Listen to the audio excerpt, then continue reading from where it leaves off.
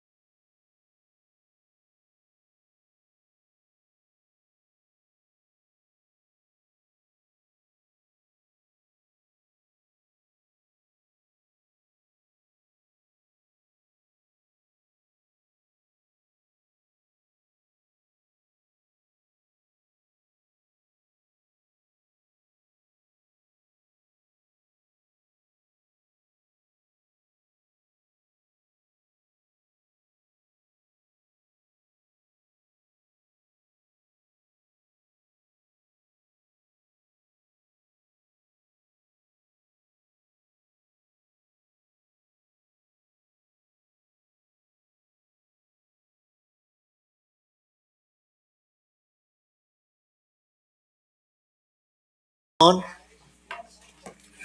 The live stream is back on, and if you're ready to. we are? Corner her left. Live stream's on, and when you're ready, we'll It start is recording. time. Okay. Let's reconvene this meeting at 6 p.m. Okay.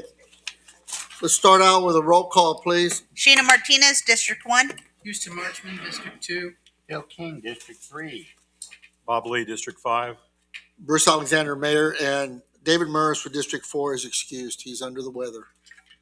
Okay, let's all stand for pledge allegiance, please. I pledge allegiance to the flag of the United States of America and to the republic for which it stands, one nation, under God, indivisible, with liberty and justice for all. Honor the Texas flag. I pledge allegiance to thee, Texas, one state, under God, one and indivisible. Okay, do we have someone to give us an invocation this evening? I did not get a response back, so I'm presuming no, because they normally are here. Sorry. Phil, would you do the honors, please? Me? Yes, please. Dear God, apologize for this. In all seriousness, we live in a great city, great state, great nation, and we need to look out for everybody. And we need to look at us in this council meeting to help us make the decisions we need for the citizens that live here.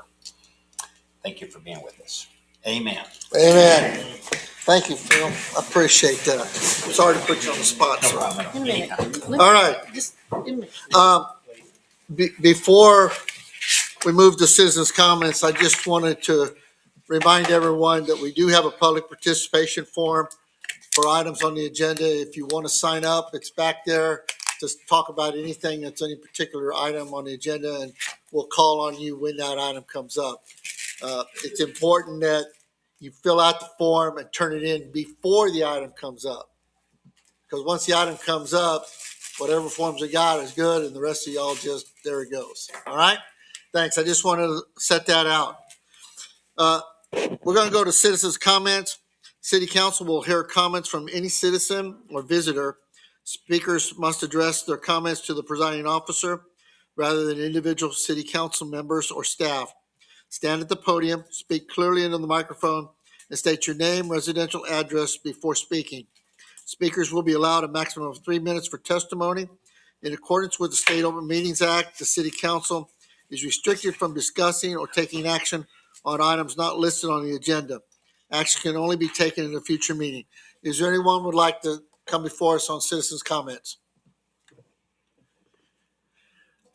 I'll ask one more time. Is there anyone that would like to make some citizens' comments? Hearing none, let's move on. Item 8, consent agenda items. We have the minutes for January 27, 2026 regular city council meeting. Approve the purchase of a vehicle for the gas utility department. Approve a resolution for Operation Lone Star Grant, 2 police performance vehicles, and performance office and police officer overtime. I want to pull the truck off of that, but I'm open to anybody else. I make a motion to approve the consent agenda, Okay, there's a motion. excluding your polling. Okay, there's a motion to approve the Second. motion, a second to approve the consent agenda item, less item B for the truck. Any discussion? Hearing none, all in favor? Aye. Any opposed? Same sign. Motion carries.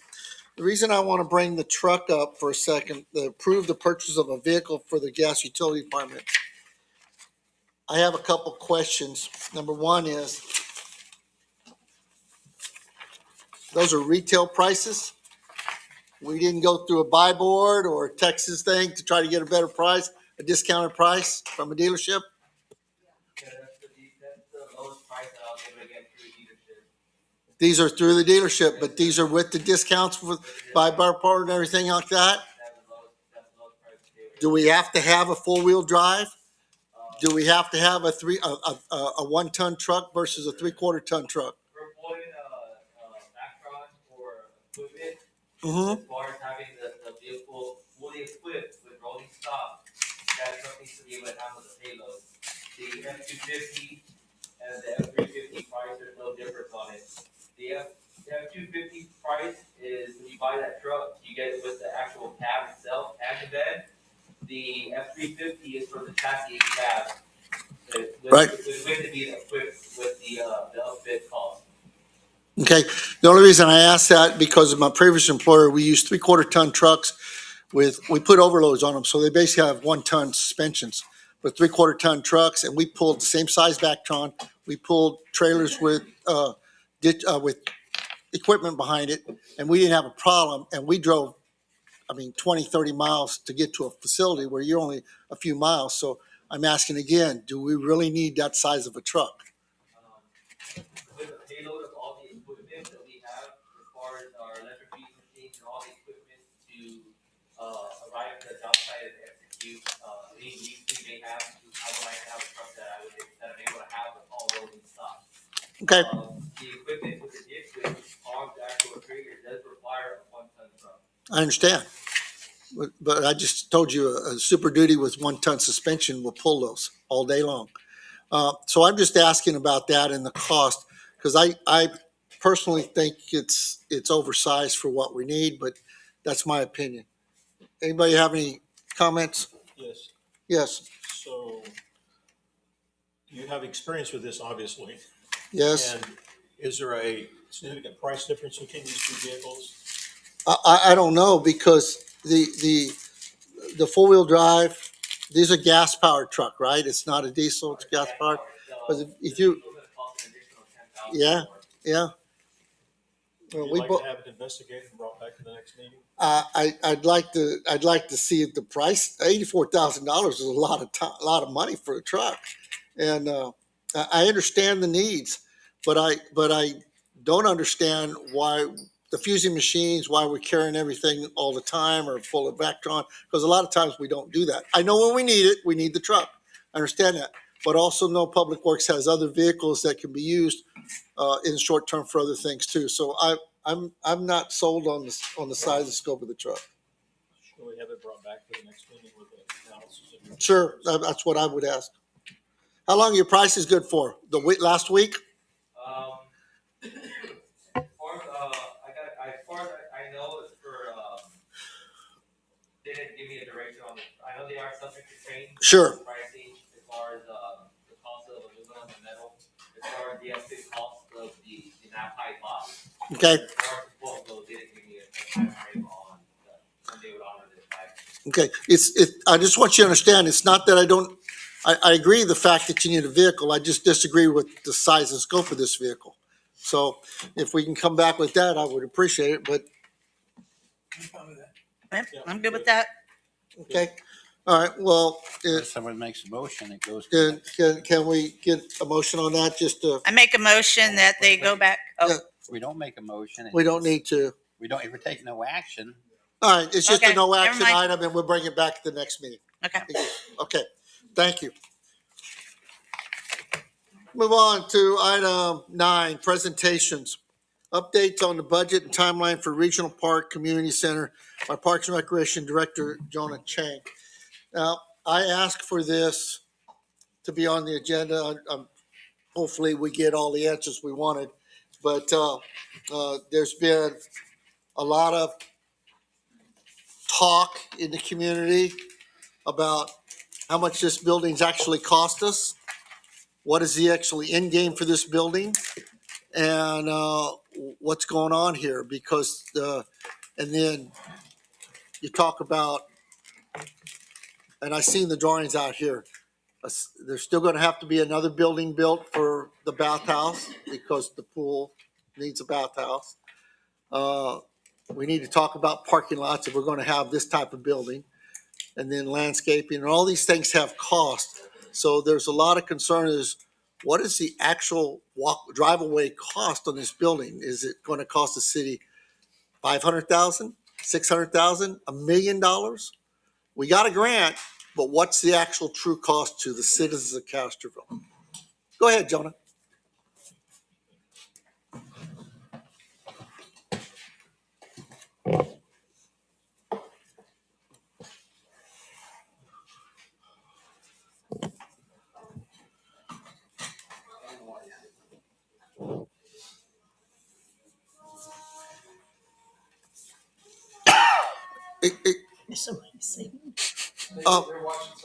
Before you start that, Mr. Beck, I have a thing for you to talk on this. Did you want to talk up front or you wait till after the presentation?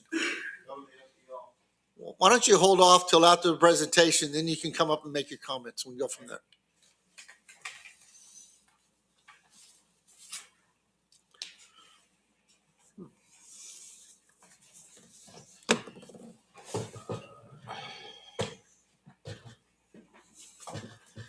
All right, thank you. Good evening, Mayor, Council, and citizens. So I kind of wanted to keep this short and sweet with the understanding that I know that I'm not going to answer everybody's questions, but I am available to answer any questions after this quick presentation. Okay, so where did we start? Just kind of backtracking. Midsummer of 2021, the pool building was identified as a city facility in need of major repairs and or replacement. December of 2022, the city was awarded a congressional appropriation of $1.7 million. And then in June of 2024, City Council approved the base proposal for the construction package and awarded the project to Frontera Construction. Where we are now, the community center is currently overall at 57% complete. Current jobs underway is the installation of door frames and doors, the installation of the roofing system, lathing for stucco, site work and final grading for drainage and concrete work, and then the finalization framing revisions for the structural inspection. So real quick, before we move on, last week we had a structural inspection, and at that point in time, the structural engineer said that we needed to revise some of the framing inside. So Frontera is right now currently in the process of making those revisions. So some of those is that on the doors, they didn't have a full crown, or I guess it's a full 2x6. So they need to make sure that they add some strapping on that. In addition to, there was a couple of 2x4s in some of the framing that were not properly secured. So they're making those revisions currently. Let me ask you a question. I don't mean to interrupt you, but I'm going to, and I'm guilty that I haven't been down there. Is this a wood frame building or a steel frame? Wood frame. Okay. So it didn't pass the framing, the structural. Correct. Okay. Framing passed, but the structural, like I said, there was about 5 points that they had marked that needed to be revised. And who, Okay. the structural engineer who designed it wanted to revise what he designed, or the contractor didn't build it in accordance with what he designed? That is correct. This your second. The second one. Yes. Okay. Yeah, and it was more of like I'm going to say a fluke that the contractor that was actually doing the work, there was a lot of keynotes on that specific part, and they got confused. So it's all getting revised right now. Okay. All right. Current project timeline and completion. So the construction began March 17th of 2025. Construction is currently 52%. And I know in the last slide I said overall we're at 57%. Construction itself, when we look at the actual timeline and the schedule of the front Frontera, we're at 52% complete. Site work is currently 76% complete. Main building is 47% complete. Substantial completion is projected for May 15th of 2026. Owner move-in is scheduled for May 29th of 2026. Are you on target for that? That's where we're going for. No. Do you feel confident with those things? I do. I know we're delayed on some things, but I feel confident. Frontera feels confident that we're going to hit that deadline. Okay. Delays to the project. The project saw a weather delay equating to 26 calendar days. This was towards the beginning of the project. The project also saw a full suspension of work for approximately 63 days due to the government shutdown, spanning from October 1st through December 2nd. In addition, there was a 21-day recovery impact due to subcontractors reassigning labor and equipment, remobilizing, requiring restaffing and resequencing, and the December holidays. In total? In total, 84 days. Oh, I'm sorry. 110. 110 calendar days total, including weather delays. During the government shutdown, the city, it was based on 100% funding from the federal government, or the city wasn't contributing anything at that time? The city was not contributing anything at that time. We'd already met our portion. Okay. Yeah. Okay. Budget, city's portion, $464,852. The city's portion was required to be used first before the congressional appropriation funds could be used. City's portion was used primarily for the initial soft costs like design, geotesting, demolition, and a portion of the pay applications or construction costs. And can we talk about kind of the receipt of the funds? Because I think there's some misunderstanding about that as well. Like we didn't get a check for $1.7 million. That is correct. So you want to walk us through that? So going based off of that, yes. So the city's contribution, we have it backdated all the way till 2021. That's whenever the city's contribution was started. So EMC Strategies was getting paid at that point, and then, like I said, geotesting and all those other items. Now, there's an ad out there that says that there was $4 million brought to Medina County for a community center. City of Castroville only received 1.7 million of that 4 million. So of the 464, And where did the $4 million come from? I think Divine is building a community center, I believe. So I think a portion of those funds went over there. They got more money than we did. They got like 2.2 or Something like 2.8 million. Yeah. It was in the paper. Yeah. So that's kind of, so in 2021, like I said, we had EMC Strategies. In 2023, we had a lot of the engineering, LPA, ACS, The demolition. Malden Plumbing to do locate some of the current sewer lines and then cap them. Hansco Demolition, Texas Johns, which is the construction fencing, the Hondo Herald to do it ads in the paper. Texas Department of State and Health Services, that was for the remediation of asbestos. So we can track all that. Let me ask you a question really quick on 2021. Yes, sir. Okay. 2021 is when you're saying the project started. When did you apply for the grant?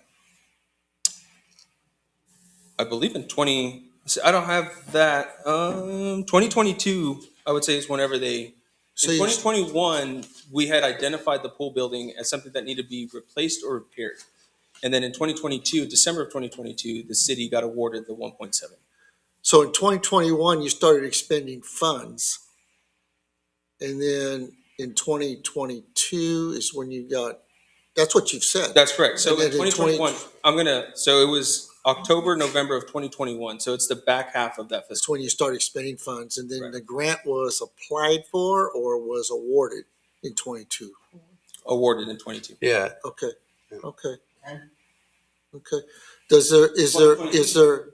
Was there a time frame on the use of the grant funds? No, sir. Okay. Okay. Right. And so part of the project that you started in 21, when you applied for the grant, that was numbers that you used as the match. Correct. So was the original grant a match grant or 100% grant? It was not. I don't think it was either. No, so let me explain real quick. A couple of things. One, there was a time frame originally. So when this money got allocated to the city through a congressional appropriation, Right. when the appropriation was made, the federal government had not determined which agency was going to oversee the funds. So we didn't know if we would be working with the USDA or some other agency. As it Okay. happens, it turns out to be the USDA. But even then, once the USDA was selected, then there was some internal discussion on the federal side about which rules would apply for congressional appropriations of this kind. Okay. So there was some ambiguity about whether we had a date that we had to spend it by, et cetera. So early on, we were told that no, we had this project definitely had an end date because Congress had appropriated the funds for a specific time period. All that went out the window about a year into the project, where the USDA confirmed, no, we've got an updated rules from Congress, and you don't have a spend date by. So I just want to be clear. I want to be clear that there was some confusion over what the timeframes were involved and how the funding was going to work. But ultimately, when we submitted for the project, we submitted a budget, an overall budget. So that budget was, I don't remember, until 2.2, I want to say. And that's how we came up with the city's portion. So it wasn't a matching grant, but basically when the appropriation took place, they took what our original budget was for the project and said, okay, we've given you 1.7. You've told us it's going to cost 2.2. You're not going to get any portion of our 1.7 until you've expended that other balance in your budget. Understood. And so then there was some back and forth about, okay, well, what exactly, and this is where EMC kind of helped us on the backside, working through the congressman's aides in office and through the USDA to get some clarity, because again, I don't feel like anybody knew what the rules were at the time. But in any case, we were able to determine what costs we could actually use that money against, which is why we were able to go back to 2021. Now that said, the way these funds work, because this says we received or began receiving, et cetera. I want to be real clear.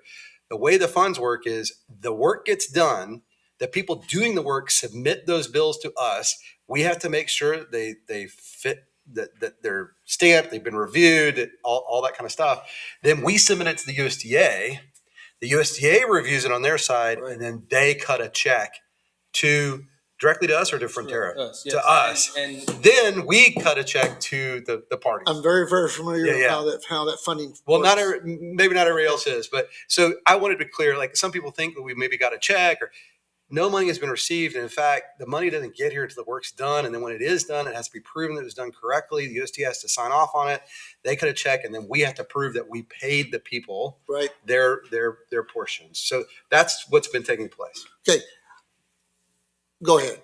okay, federal portion $1,705,340. City began receiving federal funds in May, June of 2025. The first estimate of funds received from USDA was $63,946. 64. 64,000. I'm sorry, $946.19. We have currently received $931,743.72, and have a balance of $773 and change. Okay. I'm going to ask you, just based on the numbers and based on what you said, 21. Before you bid the project, how much money did the city expend on this?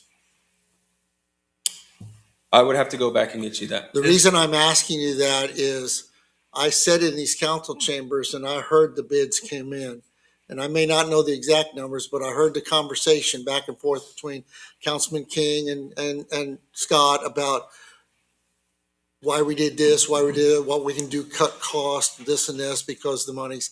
And I want to believe the bids came in like 2-1, 2-2. 1.9 is Okay, what. because you negotiated back down. It was 2-2 with the bathroom. Correct. Okay, 1.9.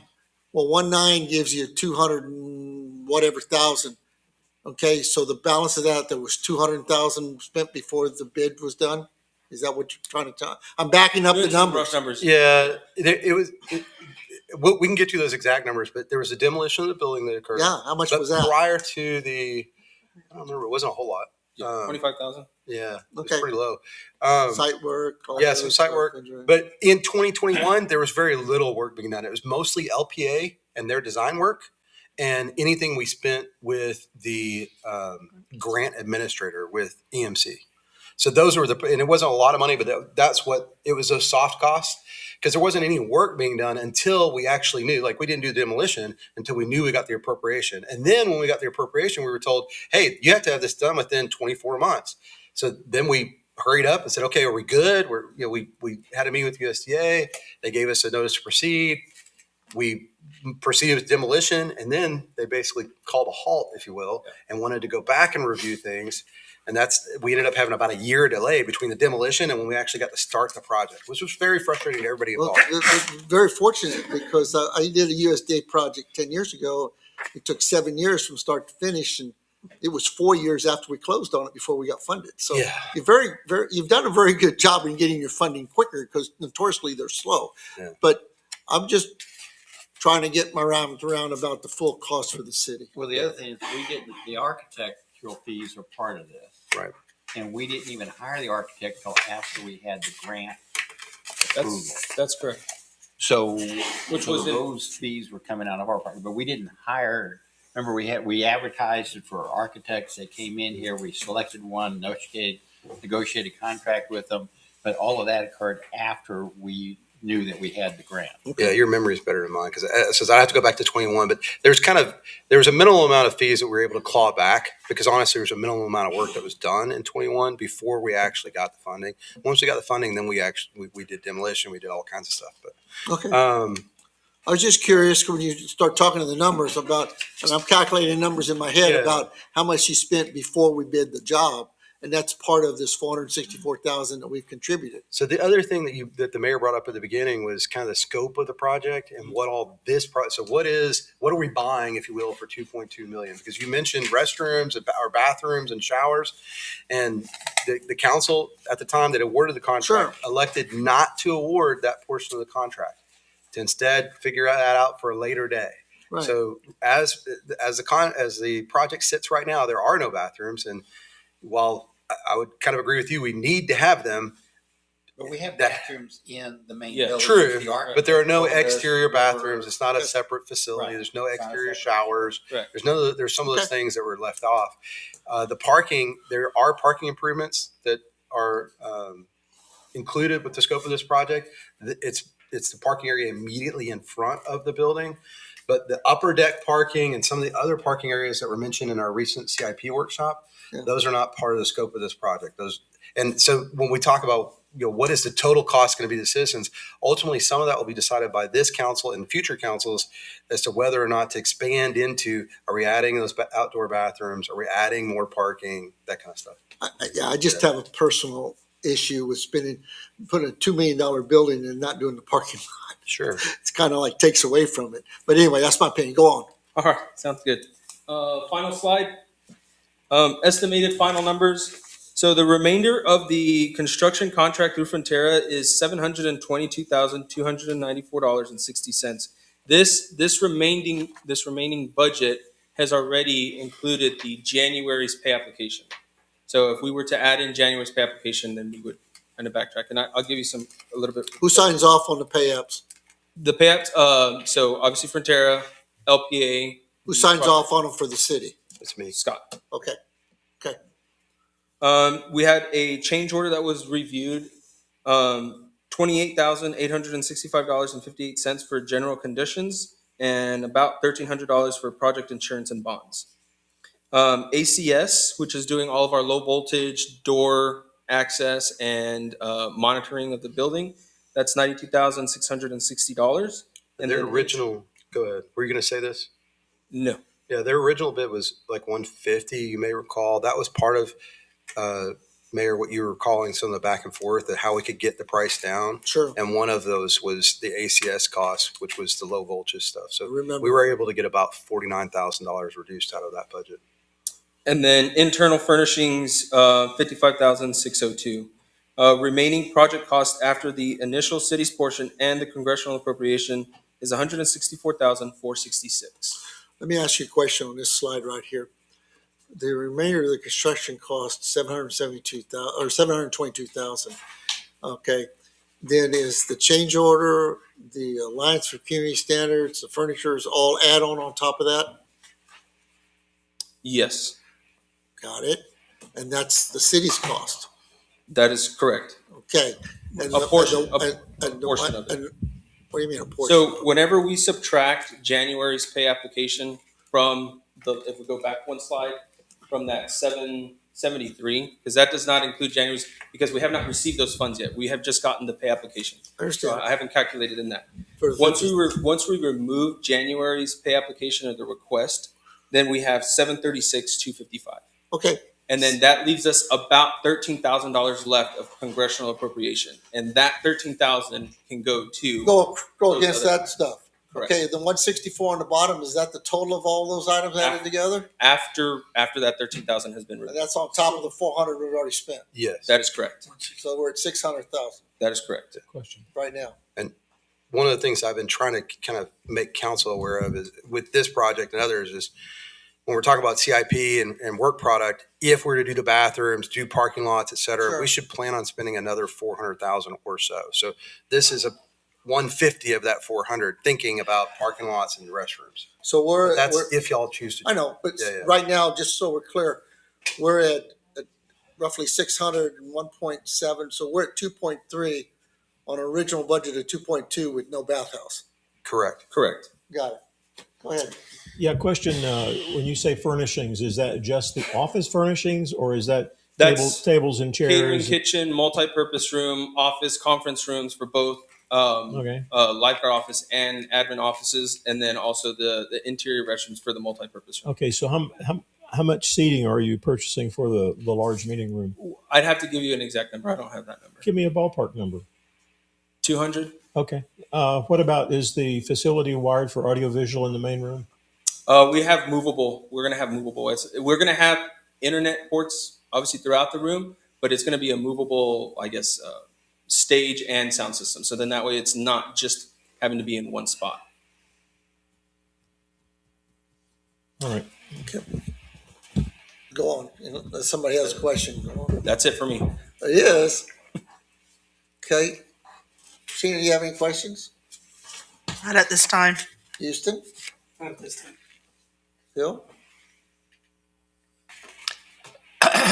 The change order has to do with for the general conditions and the project insurance and bonds. That's because the project got delayed because of the slowdown. Correct. So they're saying that there was a 63 days. We're not part of that. The weather delays, we don't get charged for that. It's just that's what delayed the project. But they are saying that the 63 days is the government shutdown. And then there's this 21-day recovery impact due to subcontractors reassigning labor and equipment and all this other stuff. Are they charging us for that also? I'm gonna say yes. But because like for that time period, those subcontractors haven't been on site. They haven't worked. The supervision from Frontera, they have not been in their trailer because there's nobody parked in front of the trailer during the day, so they haven't worked. And even to this day, they're only working on the weekend. So in other words, they're not up running around like they should be. But I guess I'm curious. So it's 63 days and 21 days. So they're charging us for 85 days, you think. Yes. But there hadn't been any activity in that 21 days that we should be getting charged for, right? I can see maybe insurance or something, but I can see they're renting a trailer up there. But there hadn't been any of their personnel on site working. So how do they justify that, or do you know? I guess I can ask that tomorrow. No, I know they provided a pretty lengthy justification for their Yeah. calculations, so we can share that with you all. Yeah, I mean, basically, what they had said was that critical path activities were halted, subcontractors were being demobilized, and no meaningful construction progress could be made during that time. Yeah, and I realize they're demoed, but when you talk about a subcontractor, he had a piece of equipment there, and he had to take it off the site and bring it back. But there is no equipment on site. I mean, they were. Well, some of the equipment was stored inside, so they had a lot of scissor lifts inside that Yeah. that they ended up removing. One or two scissor lifts. Two. Two, and so if that's and they're showing us the cost on those. Yeah,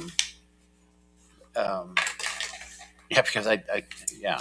Anyway, that was the question I had. I'm gonna just expand on that in my own mind right now. The contract that the city had, the grant, the conditions of the grant, and the contract with the construction company, it didn't protect the city from any faults of the government that beyond our control. I'm looking at the attorney. Because, I mean, to pay the extra money for that downtime, it wasn't our fault. We had no control over what the federal government did. But that is often deemed as the government shutdown can be deemed as an excuse by the government. Okay, And there is, I think there's law that I've seen. and we're responsible for somebody walking off the job and remobilizing? Yes, because it could be, the government looks at it, it's like, we're gonna shut down, we're not gonna be able to make a deal with pay everybody, so we're kind of left holding back. The other option would have been for the city to continue the work and seek reimbursement from the government. Which we did discuss. That was one of Right. the options, and we decided Right. just given the USDA's record, we didn't feel I understand that. comfortable doing that. I've been down that road too. Yep. The mayor was pretty much holding the bag. Okay. I wanted to ask. Okay. The good news is it's only 1/3 the cost of a new pickup. Well, I do have one question. Yes. Boy, the government was only shut down 47 days, not 63. Mhm. Where'd the other days come from? It's a good question. Is that You have an answer? 47? Okay. Yes, I'll- 47. Okay. They were meeting tomorrow with the contractor. Okay. Actually, what they might be referring to with those additional days is the day that they finally received their checks for November and December's pay application. Just asking. Thank you. But Yeah. I will double check. That would make sense because we submitted the pay app before the shutdown, Yes. which would have allowed them to continue until they were ready to spend another pay app. Unfortunately, USDA took their sweet time getting the pay done, and they didn't get it done. Then it shut down.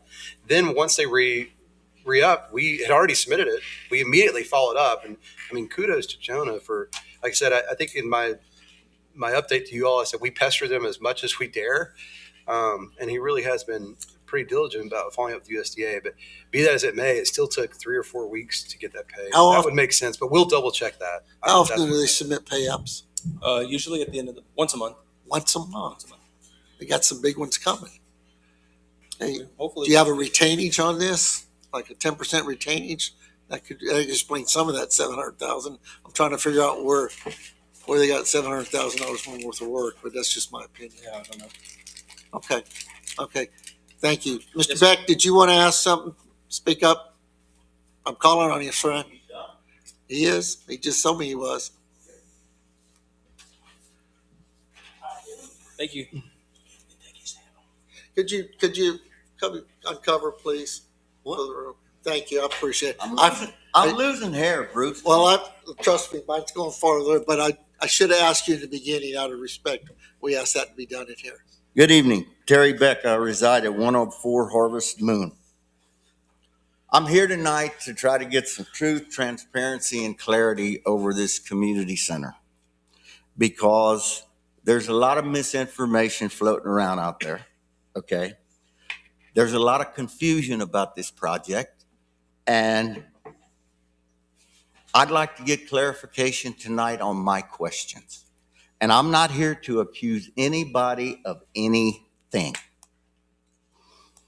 First question, who initially instigated this project? Who brought this to the city? I can't answer that. That's before my time. Scott, can you were here. Well, we talked about it as a city council, as a CIP project. I think this came from Devin and the Parks Board. Mhm. Devin Fredericks, Devin, Frederickson. Our former Parks and Rec director, through the Parks Board, identified the pool building as a potential project where we would build a new building. Okay. And that took there were several different iterations of what that would look like. So this project was initially instigated by the Parks Board. Correct. Okay, perfect. well, the thought of it, yeah. Yeah, it evolved from there. Okay, thank you.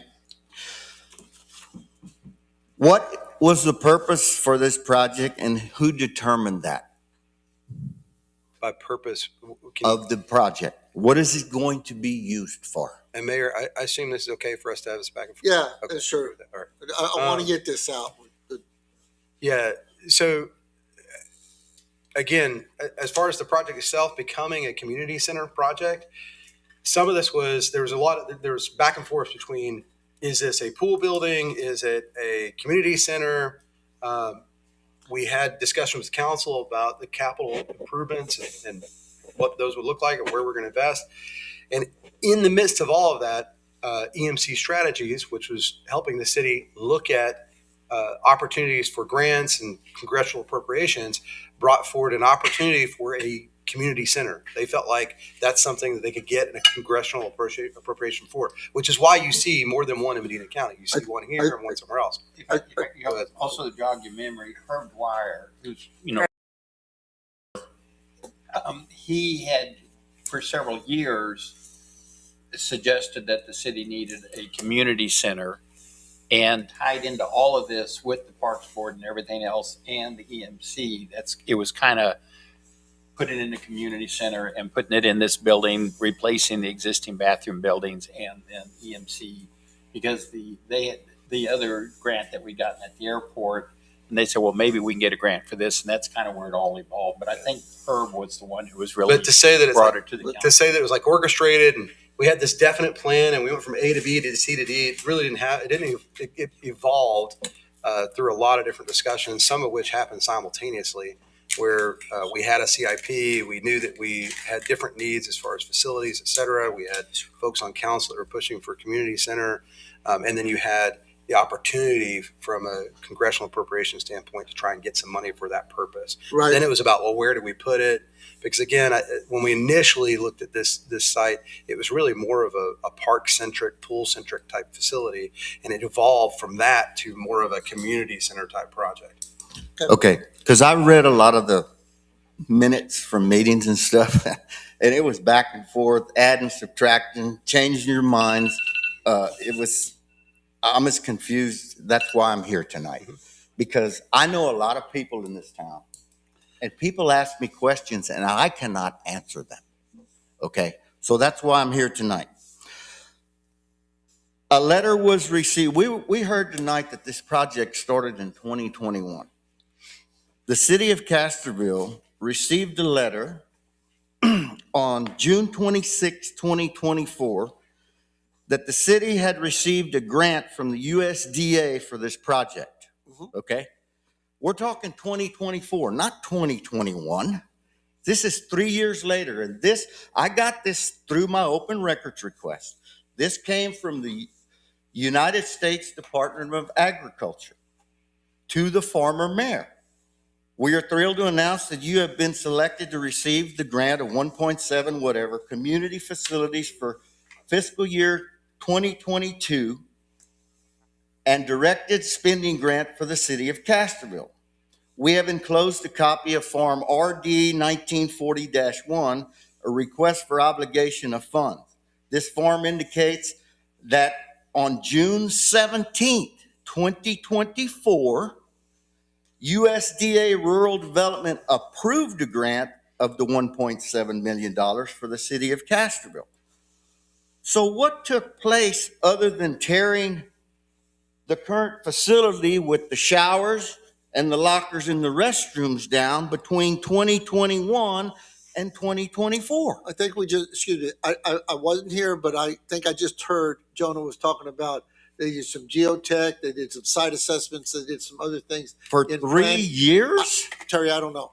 I know, but you also read that document says fiscal year 2022, the funding, but it wasn't released for funding till 24. Yeah. I think you just read those two dates. Yeah. So let me explain. Well, COVID didn't help either. Yeah. A lot Well, of things no, in there. well, no. COVID didn't help either. Yeah, yeah. COVID But the shut big down a lot issue of was stuff. this. It goes back to what I was saying earlier. You had a congressional appropriation that took place. There wasn't a decision. So Congress basically said, we're going to spend the money. They agreed to spend the money. But then after they agreed to spend the money, then it's the bureaucrats' job to figure out, okay, well, who's going to oversee that, which agency, et cetera.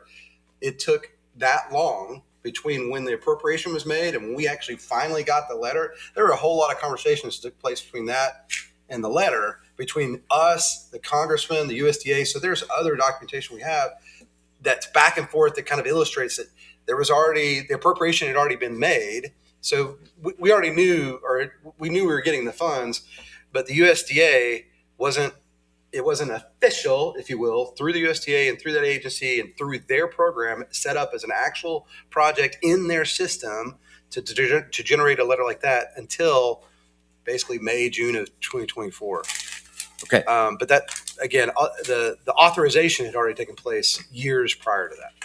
At the June 11, 2024 meeting minutes, it states the low bid came in at $2.24 million. And after much discussion amongst the council members and back and forth, there was a motion made to approve the $1,950,000 only and not to include the three alternate options. Right. Okay.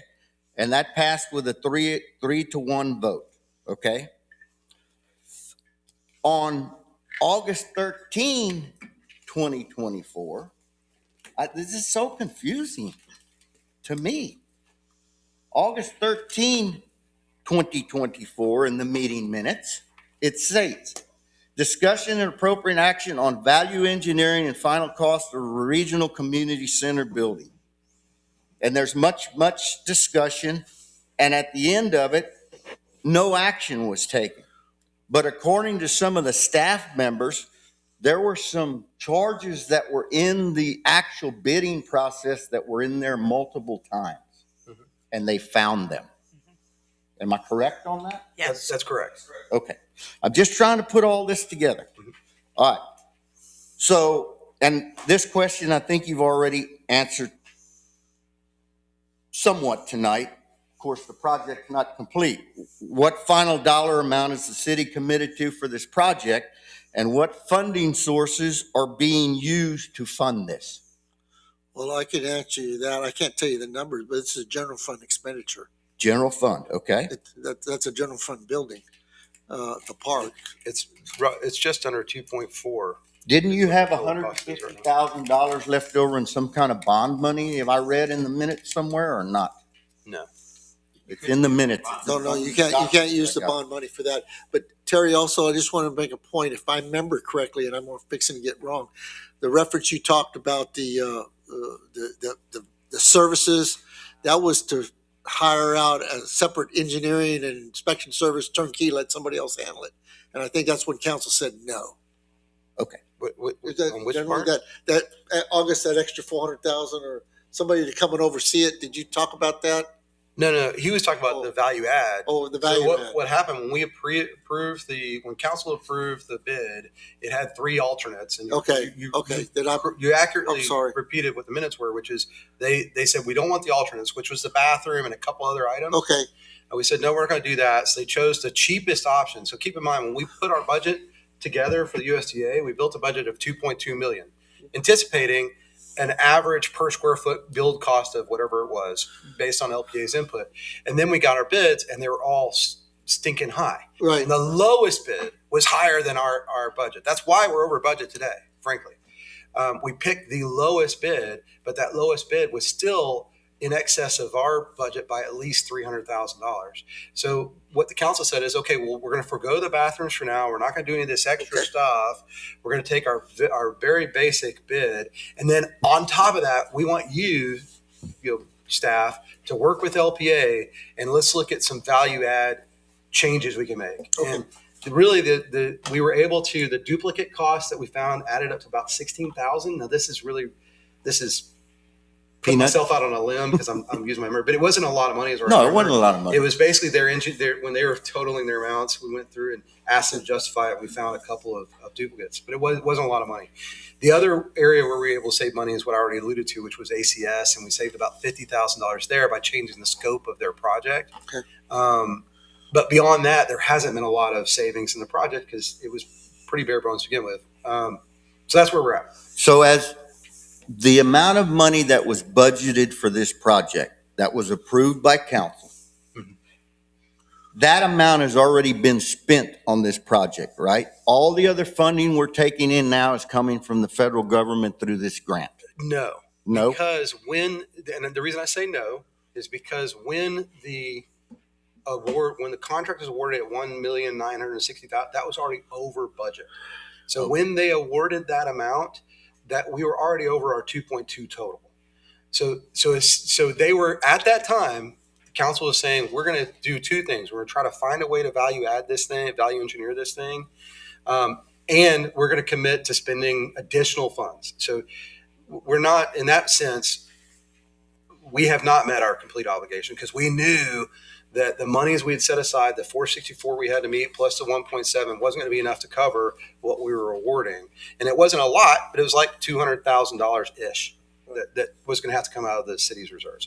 And and that's what you kind of see reflected here in that 164 number. Right. We knew we were going to be in that ballpark from the very beginning. And that doesn't include, again, those other alternate projects that haven't been approved yet. And we're still, as a council, discussing whether we're going to do or when or how. So I got to ask, was a budget amendment put into the budget for those extra costs? And if not, why not? So the short answer is yes, because when council takes action to fund the project, when they awarded the contract, they, in essence, funded the project. They agreed to put the funds. It isn't a budget amendment, Terry, because it's a capital project that spans multiple years, and budgets are fiscal years. They look at a fiscal year only.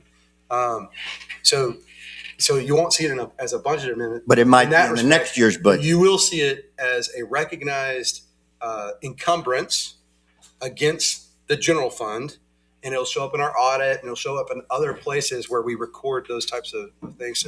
So essentially, yes, the city did, the council took the action to fund the project, to fully fund it when they awarded the contract. And I couldn't hear you earlier, but I'm going to ask you again. What was the projected completion date? May 29th. Projected. May 29th. May 29th is moving. Of this year? Yes, sir. Okay. All right. All right. I got to ask, where will all the people park if we use it as a community center for the city and we have a whatever down there? Is there going to be ample parking for the people? Because when I drive down there, I don't see it. Yeah, there is parking up above by the trail, and there's parking down below by the pool. And for private events or what have you, it'll have to be roped off. That parking will have to happen. One of the things that has been discussed since I've been here, frankly, is improving parking within the park, adding head-in parking all the way around it. We haven't. There's a number of kind of ideas have been floated, but we haven't acted on. Okay. I'm calling this phase one of the project because I just can't come up with a better name for it. But I know what the council approved, okay? And when this phase one portion of this project is complete, will it have showers, changing rooms, and lockers for the patrons of the pool? And I think the answer to that is no. Correct. That's correct? Okay. So, here's my question. Why would you tear down a completely usable building, even though it needed a few upgrades, that the patrons of the pool would use if you weren't going to include those facilities in this new building? Why would you do that? Yeah, so this goes back to what we said before. The intention, the $2.2 million project that we estimated, was going to have those features with it. It was going to have outdoor restrooms, et cetera. I got that, Scott. But what's going to happen this spring when the pool opens? What are these people going to do? Yeah, understood. That's why I think the council recognizes that's something we need to do, but we have not. We haven't. And are there plans to build these pool facilities in the near future? And if so, what is the funding source we're going to use to fund them? Well, yes, go ahead. You go ahead first. Okay, I just want to tell you that's one of the projects actually is included in CIP programs that we're looking at. We're trying to get a handle on availability of funds so we can decide how to do it. And now, as far as the bathrooms, I do want to point out, because I seen it the other day, there's a sketch of what everything's going to look at in here. And the bathhouse, is my understanding, bathhouse was always intended to be a separate standalone structure. That's true. Like an accessory building to this one. Well, yeah, but what I'm understanding is it was left out because of budget constraints, but that's something we're definitely, Terry, let's put it like, let me just tell you straight up. Tell me, I like to straight you. The city has reserve funds that we're looking for projects. Good. Okay? That's a good answer. Okay. I'm almost done. I'm going to give you my opinion of what took place in all of this. You don't have to agree to it. You don't have to like it. I don't care. Based on what I know, and in my opinion, based on information I have collected from various sources, this project was nothing more than a ballot harvesting scheme by Congressman Tony Gonzalez to try and buy votes for his last election bid for Congress. And it was, wait a minute, it was orchestrated. This has to do with this project, Bruce. But we're not going to go on a politics on that issue. I'm not here to do that. And it was orchestrated together with some elected officials in Medina County. Because of this, the citizens are left with an additional expense to pay our community center. that could possibly be completed this fiscal year, but without a facilities to fill the needs of the patrons who utilize the pool on a daily or weekly basis. By the way, Yes, sir. Mr. Gonzalez lost Medina County. Thank you. Sir, thank you. Is there anything else to discuss on this issue? No? Move on. Thank you all very much thank you, Jonah. Thank you, Terry. Appreciate it. Thanks for the number. All right, let's move on now. Mayor's report. Thank you, Jonah. Now, My pleasure. Y'all have a good night. I'm going to try to be as diplomatic as I can. Be succinct. Okay? Well, Mayor's report, I got 3 items I'm going to comment on, and I'm just going to start them, and one of them may be whatever, but I'm going to say my piece. Capital improvement planning, and I wish they were still here and they could hear this, that City Council met on January 29th to hear presentations from staff on the recommendations on projects to be included in an updated CIP. Following the presentation, staff was asked to prioritize everything and come back to council with more information to aid City Council's decision on how to best invest surplus funds to the betterment of all of the city.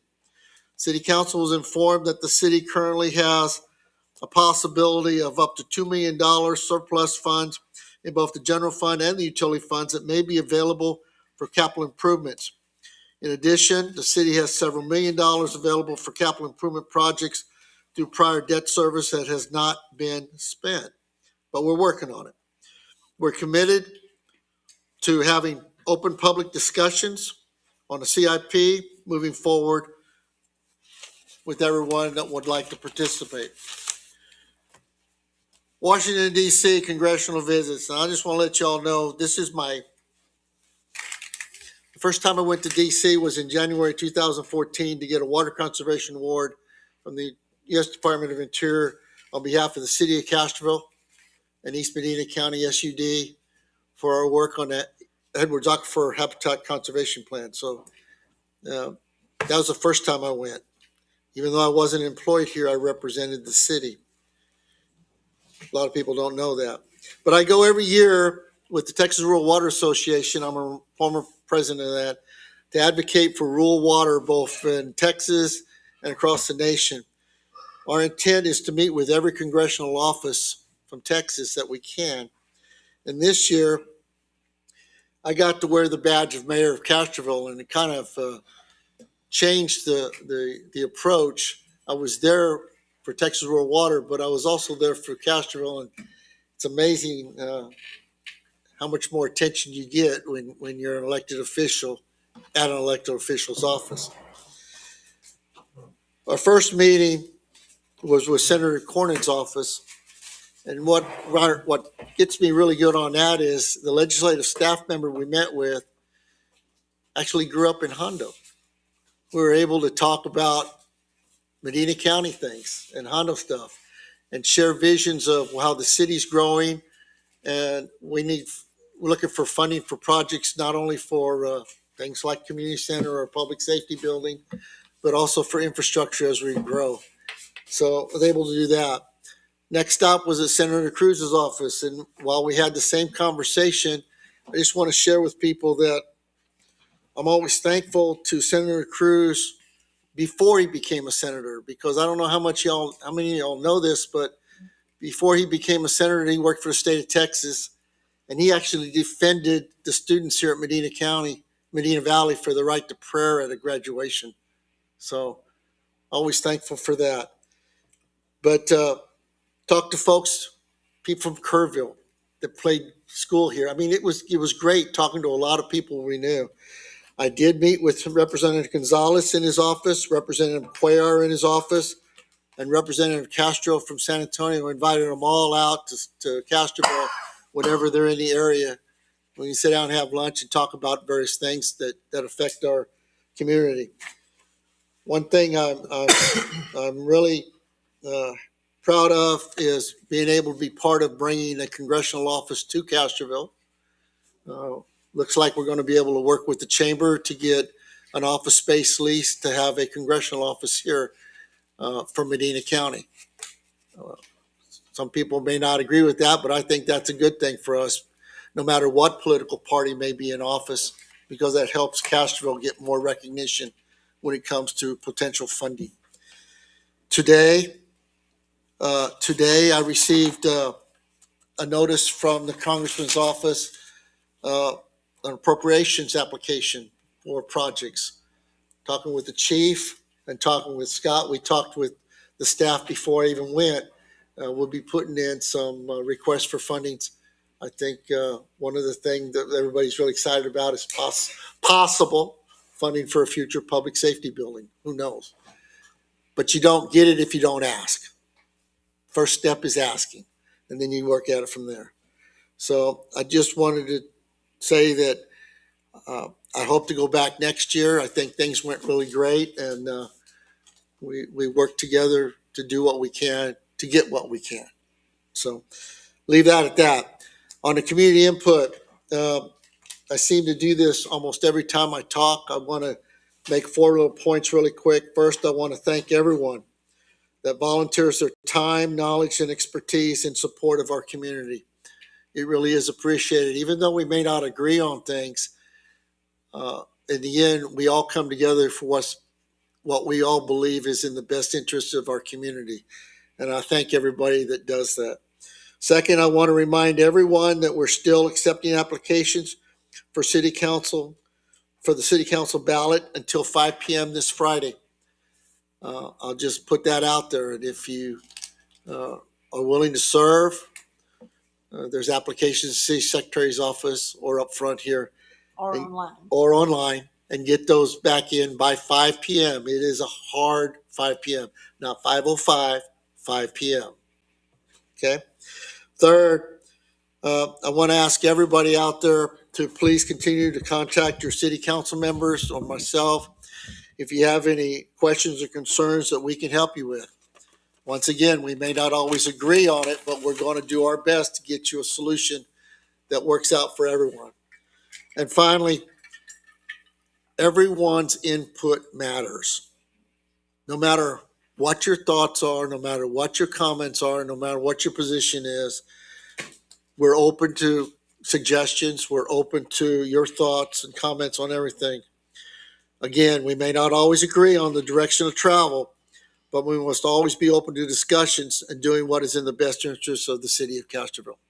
Thank you. Sir? I'd like to note that the sound of rain is hitting the gutters down inside the building. Okay, well. Due to your presentation. All right, we'll appreciate that.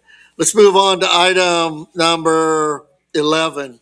Consider impossible action resulting from items posted and legally discussed in executive session. Let me start by saying there was no actions, no decisions made in executive session, but I would look towards anybody that would like to make a motion. Actually, we can just say no action was taken there. Correct. We'll move on because there's an item later on we'll talk about. Let's move on to item 12, discussion and action items. Item A is historic design guidelines, update, scope, and cost estimate. Who's going to take that?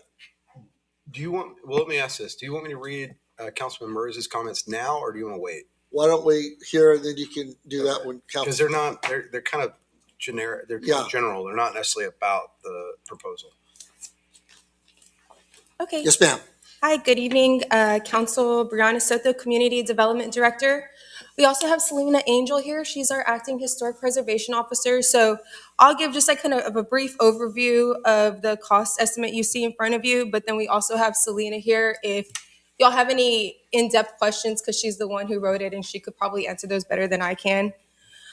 So what you're looking at tonight is reviewing the cost estimate provided by Workshop. They're the ones that do our historic preservation services at the moment. So this is not going to another agency, but it's still going through Workshop, and Selena Angel will be the one doing the work for us, who, like I said, is our acting historic preservation officer. This cost estimate is to do amendments to our historic preservation ordinance. I think after going through the UDO process and looking at our codes, there was a lot of people that thought the historic preservation ordinance needed some updates. And so we're just trying to kick off that process and see where we can get with that. And then we're going to focus specifically on evaluating and revising the codes with input from Historic Landmark Commission, City Council, and of course the public is a part of that. So why is this update needed? I think most of us can agree that it's needed because recently we've come into this way bigger district than just the 96 historic homes that used to be regulated by the Historic Landmark Commission. And with taking on that big responsibility, there needs to be some look into the codes to make sure what we have on the books reflects what we want in Castroville. So that's probably the biggest overarching theme is I think everybody has expressed that there needs to be some updates to it. So we're going to try and work through that process. The scope of work, the overview of that is there's 4 structured workshops in this proposal. There's an option for a 5th workshop if needed. I'm just brainstorming. That could be like a implementation workshop where you pull 10 different houses from 10 different periods to see how those would work within the new historic design guidelines, something like that, if we needed it. And then background materials for each, prepared for each session, facilitated discussions with the Historic Landmark Commission, City Council, and potentially planning and zoning to see what their input would be. Recommendations, a memo after each workshop, and of course the formal code amendments for adoption. So drafting of those and also going through legal and all of those things. Okay, so the anticipated workshop topics. The first one is supposed to be consensus on what revisions need to be made.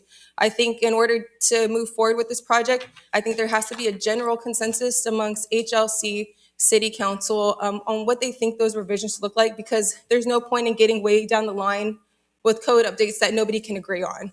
Let's try and get that from the very get-go, and then from there we can move forward. And then the next one would be focusing on the non-contributing properties. For those of you who don't know, those are properties that are within the historic district, but don't have historical significance. So those are non-contributing properties. And so I think as part of this revision, would be pulling those properties out and maybe establishing some different guidelines for those or how we handle those. And so that's another part of this. Of course, going through the design guidelines itself, what needs to be looked at, what can go through the Historic Preservation Officer, and what can go through Historic Landmark Commission. And then, of course, the finalization of amendments. And the important note on complexity, there's a lot that goes into these code, this historic preservation. It's a very niche thing. Selena has that knowledge. I don't. I tried doing it for a few years while we didn't have a historic preservation officer. And you definitely need somebody who has the knowledge of codes, that's worked in cities that have done this and that's done this process before. And Selena and Workshop have done all of those things. And so the goal is just to make have informed discussion before decisions, before drafting, sorry. The cost breakdown, as of right now, I know this is the first time y'all are seeing it, so there can be some discussion on this and where y'all think. So we're open to questions and concerns and all of that. But the first workshop would be like timeliness and monitoring, which is about $9,100. Workshop 2 is non-contributing properties, which is about $15,000. Workshop 3 is design guidelines, which is about $15,000. Workshop 4, finalization, $17,000. Code writing and adoption, $14,000. And then, like I said, there's that optional 5th workshop listed in the cost estimate, but that's not baked in. We can always move that. Just real quick, when you look at those prices, because sometimes when people see a workshop, you're thinking, okay, that's the cost to put on a workshop. But this is all the effort leading up to it, the actual time and et cetera involved in putting it on, and then the post work of taking the feedback that was received and creating some kind of work product. Is that right? That's correct. So, and included in this, please correct me if I'm wrong. So one of the big things about this is in order to have right now our ordinance does not address contributing and non-contributing for the historic design, the historic district. In order to provide those two different things, you have to go do a survey of the inventory that you have in those districts as of right now. And in order to do that, that would be a part of this cost effort. Also, the drafting of the codes, making sure they're all within the state, making sure they're legal within the state, and doing all the before work, the during work, and the after work, before and after these workshops. Let's see. So right now, this is not currently budgeted. I know we talked about it, I think, at the last we've been talking about it, I feel like, for a couple years now, but we never budgeted for it because we didn't know when this was going to come about and when we were going to start this process. So now we're looking at it, and it would require a budget amendment. And then just some key points is that this is a process improvement. We're hoping that once we start working together through this, that we'll be able to come to a consensus on how to manage the historic districts that hopefully everybody is happy with, and then clarifying the code, and then lead to long-term administrative efficiency. And so tonight we're just looking for direction and questions and concerns, and we'll open that up to y'all. Okay, wonderful. Okay, Yeah. I'm going to start. Yeah. I'm not supportive of this at all. Okay. Okay,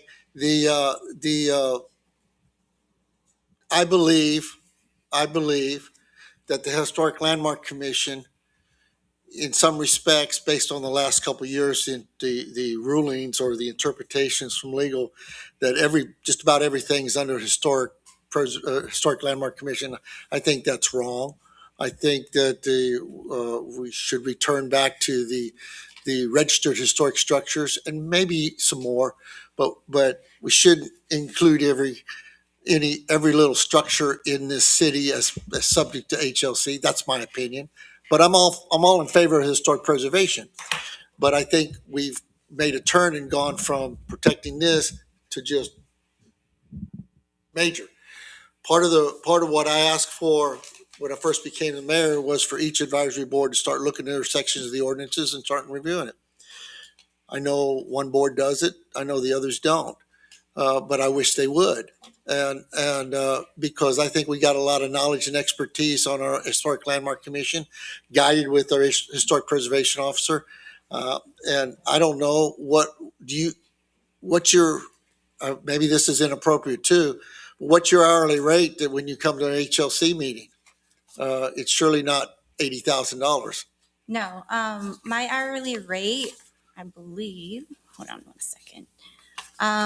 It's different from what I have in this. Okay. Right now, I believe we charge one. You should know what is it, Brianna? Probably. You don't look at the invoices? No, I look at the invoices, but I don't have it off the top of my head. Okay, that's fine. I know it's not as much as the engineer or the attorney. I would hope it's not. But anyhow, but I value your service. I value that and the expertise and whatever. But the historic guidelines that we have were drafted by volunteers.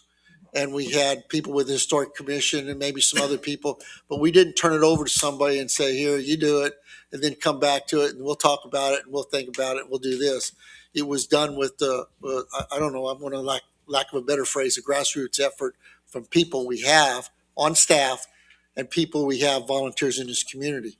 In 2001, I believe there was a survey of all the structures in town, and when they created this historic overlay stuff, and you can go back and look at that, and that's a baseline because most of those structures are still here, and all you got to do is go back and say, yep, they're contributed or they're not, and so that doesn't take a whole lot, in my opinion. But I know there's a lot too in drafting stuff, but that's what we have the attorney for. That's what we have this. The chairman of the HLC is an attorney. So I think I'm not against a contract like this at this time. That's my opinion. You're not against? I'm not in favor of a contract of this type at this time. You gotta speak next. Yes, go ahead. Yes, I endorse the finished product that you're looking for. Yes. Okay, we know that we need that. I talked to members of HLC and P&Z, and they had no clue about this coming up on the agenda. It said that it had never been discussed with them, which kind of surprised me since they're the ones that are responsible to enforce it. And when I was researching the historic limits of Castroville several years ago, I found some documentation by council back in the late 1900s and then the 1990s, early 2000, where they enacted enforcement strictly on the structures within the historic district that were on the survey. That was the limitation. I agree with, I think I do, with Councilman Marchman is possibly a buffer around some of those structures so you have some control about what might influence those particular structures that are the tourist draw for us, or the state, the notoriety we get and so forth about Castroville and its historic nature. But we're enforcing requirements on people that may be 4 or 5 blocks away from anything historic. Mhm. And I'm going, are we really serving our customers well when our focus should be on preserving things to do with those particular structures and maybe the immediate vicinity? Okay. I know that we are blessed, like Councilman King and Marshman, with people that know a tremendous amount about historic. And I think on the HLC and the P&Z, you have tons of knowledge about what the city needs as far as in our particular guidelines or ordinances to do to properly enforce that, what is and isn't allowed. So I would say before we committed to doing this, I would basically engage those organizations, those boards, commissions, to have them take a look at this and see what's what. When I was doing my research, I contacted lots of other towns around here. I like to do that, and I found quite a number of towns like us have historic roots back to France in that area, like Shirts and Blow and others. And so they've got some excellent guidelines already written about how they handle the historic. We need to go look at that. Okay, we need to do some free research. We don't pay for someone to do that. We could do that ourselves. And so nobody, she's not here. P&Z had an extra meeting every month, so 2 meetings a month for more than a year as we reviewed the comprehensive zoning ordinance for changes. So in-house, you can do a lot. You just have to decide you want to put the effort into it to get the result you want. But we're struggling to find money for streets. And so it's the same bucket to do that. I would prefer to spend some local talent to give this the best shot. And if they can't do some, then we take a look at maybe getting some additional help. But I'd rather put that $80,000 into the city hall and the Steinbach house. Thank you. Mr. King? Yeah, I'll start with first a question. In their proposal, if I added up the workshops and everything with it, it came up to be 70. What? Did you say 70,000? 70,000? But then if you added down the optional, below, it's you another talk 10. about the February 25th meeting. That comes up to about another 9,400. That's a different number, right? Yes, so, does that get broken out, or was that? so that, the February 25th workshop was a separate workshop. That was going to be a workshop with the HLC Right. discussing what we need to bring to city council and like what changes needed to be updated in the code. Right. So that was a separate from this. So basically, you're giving two proposals or two costs. One of them is that the tentatively planned meeting with the HLC on the 29th would be $9,300. Rough. And that's one thing for city council to approve tonight, I'm assuming. And then the second one is the whole thing of the 72,000 plus.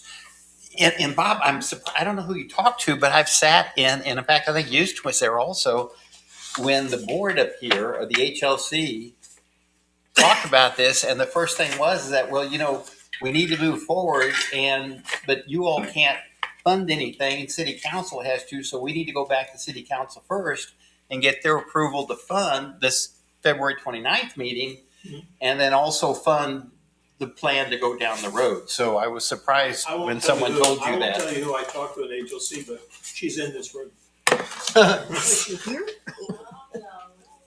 Well, you're talking about Priscilla. I didn't say that. Well, she's the only woman in the room that is on the HLC. And Good Priscilla, to did I misunderstand what was talked about at that meeting? Say again. The only thing I talked to him about was a couple of things that I had ideas of that if we start having these meetings, we might take a look at. And one of them included the 96 structures. Maybe we look at upping the date something was built to include it and just have those and not everything in the district, because that's all we talked about. Bob. We can Well, talk about well, the other. I Okay, well, yes, so there's a misunderstanding there between I you. I asked members on both boards, were you aware there was an agenda item coming to city council to fund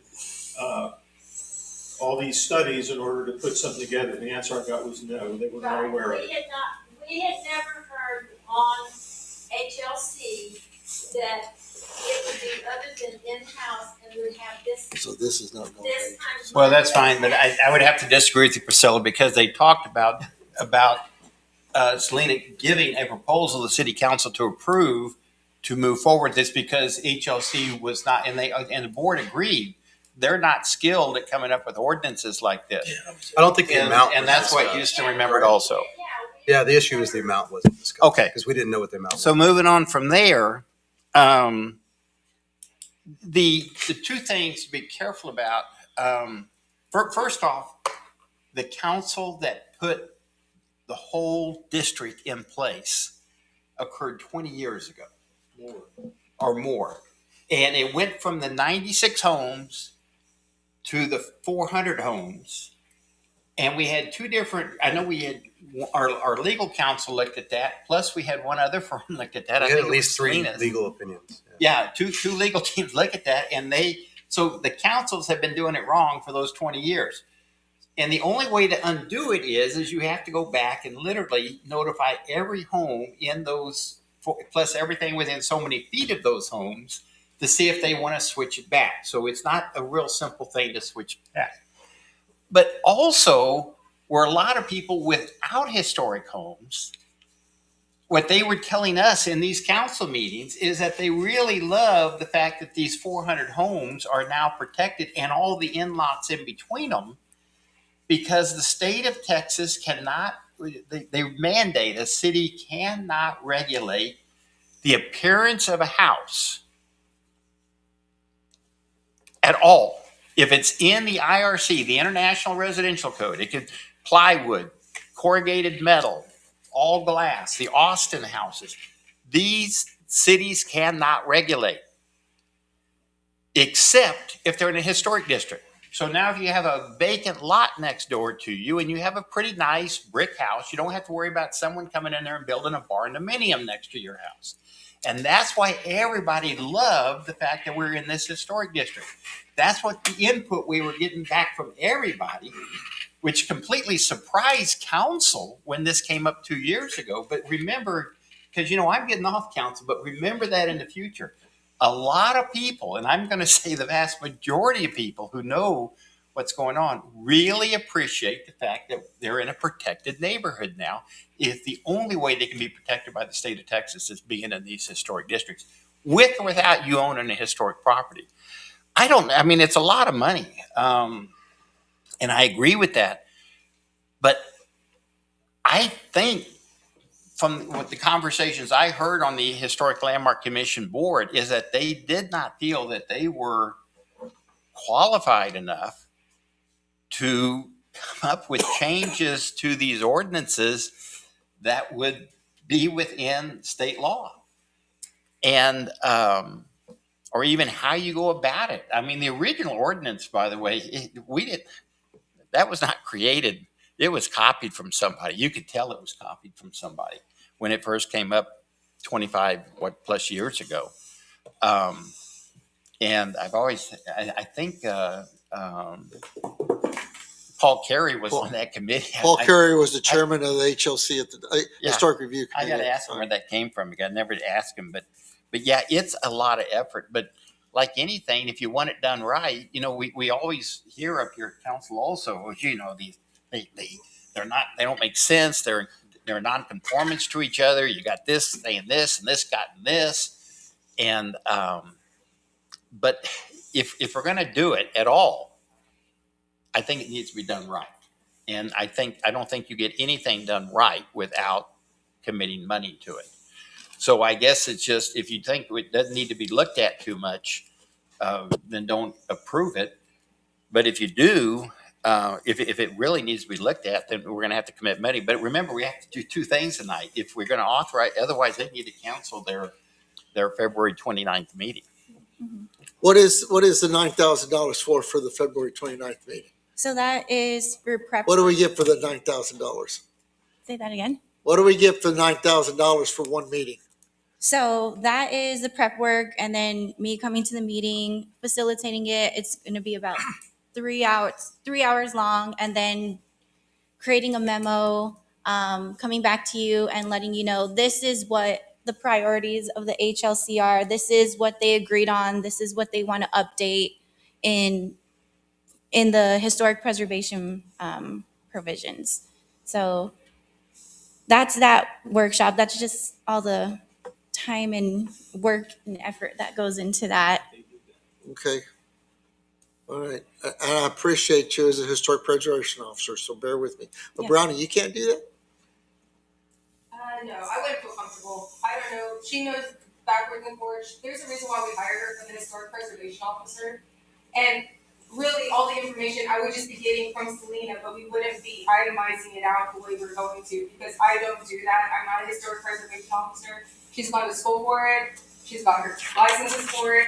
I don't have all that stuff. And I think that even Mr. Marchman, as he knew, because he was on HLC when I was acting as a historic preservation officer, the amount of value she brings is way more than what I would provide. Well, I'm not arguing with that. Yeah. I'm just asking about coordinating or facilitating a meeting. Okay, Mr. Marchman? Yeah, I was on HLC a long time. And one of the things I would say, it's conundrum. The historic district encompasses what, 400 houses? 96 of those, Big chunk. more or less, are historic. But the historic district, if you guys have ever lived through what happened to Austin, there is a reason. Because, and it's not giant, 505 Houston, the developers wanted to put 15 houses on that lot behind you. Mm-hmm. And a historic district stops that. And so for that, yes, we need to go forward, and we do. But on the other hand, the guy that lives 3 blocks that way, that's not around an historic house, should be able to paint his door without going through HLC, in my opinion. That makes no sense. I agree with you on that. There's a buffer zone around the historic Yes. structures, And so, but not the whole thing. what comes into play is the scale of what we're building in an historic district next to historic homes. And it matters because it endorses. So my question is, and you guys, we're all in agreement, because if Castroville looked like Pulte Home subdivision, we wouldn't have a tourist business. Nobody cares. But we do have historic, and they're not making any more. And so my point is, is there a way, instead of a flat 80 grand, is there a good, better, best scenario that we could at least start some of this, and we could source an expert when needed, or variants of that total, what you presented, which thank you, but something that would get us going down the road to where we could affect change that was positive for both non-contributing and historic houses. Yeah, I mean, there is definitely, like, basically, what I think you're saying is an hourly, it's almost like an hourly proposal. I honestly think that will end up running you a lot more than what she's cost estimating, based on the amount of feedback and the back and forth between HLC, city council, planning and zoning, public input. I imagine that costing much higher than the cost proposal she's putting together, if we're just gonna do it hourly as needed. It depends. There's also, I think the other thing that Councilman Marshall is suggesting is there an opportunity for staff to fill in some of those scoping items? So, the one that I heard that kind of raised a flag for me was the survey, because to the mayor's point, there was a survey done. So we do have a stake in the ground that shows us what historic properties existed. And we have a database through the land office in the county where we can see the dates, because that's part of what's reported is the date of the structure that's there. So I would think that might be something. It will take longer because it'll be like Megan or you doing it when you can. It's not something we wouldn't have the ability to dedicate someone to do that and drop everything else. But maybe there's an opportunity to look at the scope and say, okay, what items could out of this scope could we pull out, and how much of a cost difference would it make? Because that's the other part of that is, okay, we might be able to take it on, but how much we're going to save at the end of the day. Is that kind of what you're getting at, Houston? Priscilla was holding her hand. I would like to. Well, I just want to say, as somebody that's been on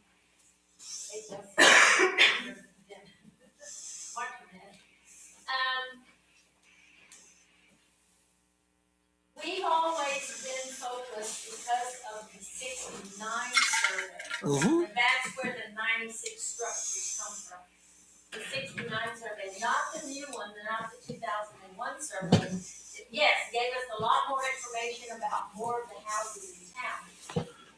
We've always only had to work for those structures to follow our ordinances, which are good when you're adjusted those 96 whole structures. We have a good ordinance, there's no doubt about it.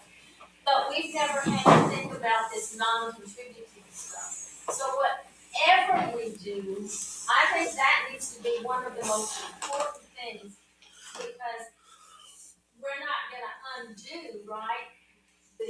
We're not talking about completely undoing the district boundaries now. No. Right? We're leaving that in place, but we're just trying to figure out how to take the newer houses when they're in the district. And I'm saying it's gonna be very hard. You're saying you have a historic house and everything around it needs to be monitored, but they're so distributed. You've got nearly the whole one. I mean, just look at Florence Street. You're gonna have that whole street with what, 3 or 4, and Lisbon Street with 3 or 4 brand new big houses built on it. And some of those are, the scale is, Horrible right now, so I don't know how you would we would have to have somebody with more expertise to tell us, well, what boundary do you fix when you have this 1850s house built right here? well, respectfully, in that question, you're right, because me and you, I agree, but we could go look up Fredericksburg, we could look up Comfort, we could look up whatever city in Bernie, because there are examples out there in their code that we could find without having to recreate. I'm just asking that question. But Well- I know we would love to do it in-house. I mean, HLC would love to be able to do it in-house. But there's some points now that you're looking at that are very different than how it has always been done, that we've not had to ever think about on HLC. Okay. Sheena? I agree with Houston. I mean, there's surely other ways to do this. And yeah, there's going to be parts to where we don't have the expertise to where we will have to pull in that nobody's ever an SME on everything. But I mean, surely there are some things we can do without reinventing the wheel. Trust me, in the military, if we had to write new stuff, we looked out to see, okay, what's close to us, pull it in and start tweaking to what meets our needs without reinventing the wheel. So those opportunities out there. A couple things really quick. In 2001, when they did the survey or they wanted to create the historic stuff, just like with a lot of other things, I know what Phil is talking about some people are supportive and appreciative, but 20 years ago, they weren't. Mhm. It was an absolute no. Stick to the historic structures, leave the rest alone. So there was an ordinance, but it was never really enforced. Then in, I think, 2017, 16, whatever, the current chairman of the HLC was the mayor and had it incorporated in our CZO. Mm-hmm. Yes, he did. No, it's before them. Well, the ordinance was passed It was before, before him. but it was incorporated in CZO in that time frame. Gardner did it. And Garner did it. And then it kind of still was only enforcing the 96 until only the last couple of years that all of a sudden, and it was because it was challenged by a developer. Mm-hmm. And it was said, and I know because I have the correspondence, challenged by a developer. And the city said, nope, started with you, and that was great, and I appreciate it. No, it's enforceable and whatever. And I know there was a lot of back and forth, and all of a sudden, the HLC was ruling on things that they never ruled on before, right? And it just went from there. I'm all for the historic preservation. I'm all for that. But if there's a way to claw it back a little bit or something like that, I think that works. What I'm trying to tell you is I personally don't think we're in a position to approve it right now, but it's not like it's not on the table because we got a lot of things we're looking at funding. So May- I don't know. That's up to y'all. Mayor, do you want Councilman Merz's comments read now, or If you don't mind, Sure. go ahead. I don't, at the risk of making this longer? So these comments were submitted this afternoon. He says, I have 3 areas of concern related to the Historic Landmark Commission. 1, boundaries of historic district. 2, by right standards for non-contributing properties. 3, do not conflate historic with old. 1, boundaries of historic district. Currently, the HLC is exercising authority over all. Some of these things are going to sound familiar from this conversation. Right. Currently, the HLC is exercising authority over all properties in the HE and CG zoning districts, as well as select properties outside those districts that were noted on various surveys. Those zoning district boundaries have shifted over time, leaving some historic properties outside and some areas devoid of historic properties inside. When these rezonings occurred, and for what reason, has been lost to a scroll of hearsay and conflicting memories.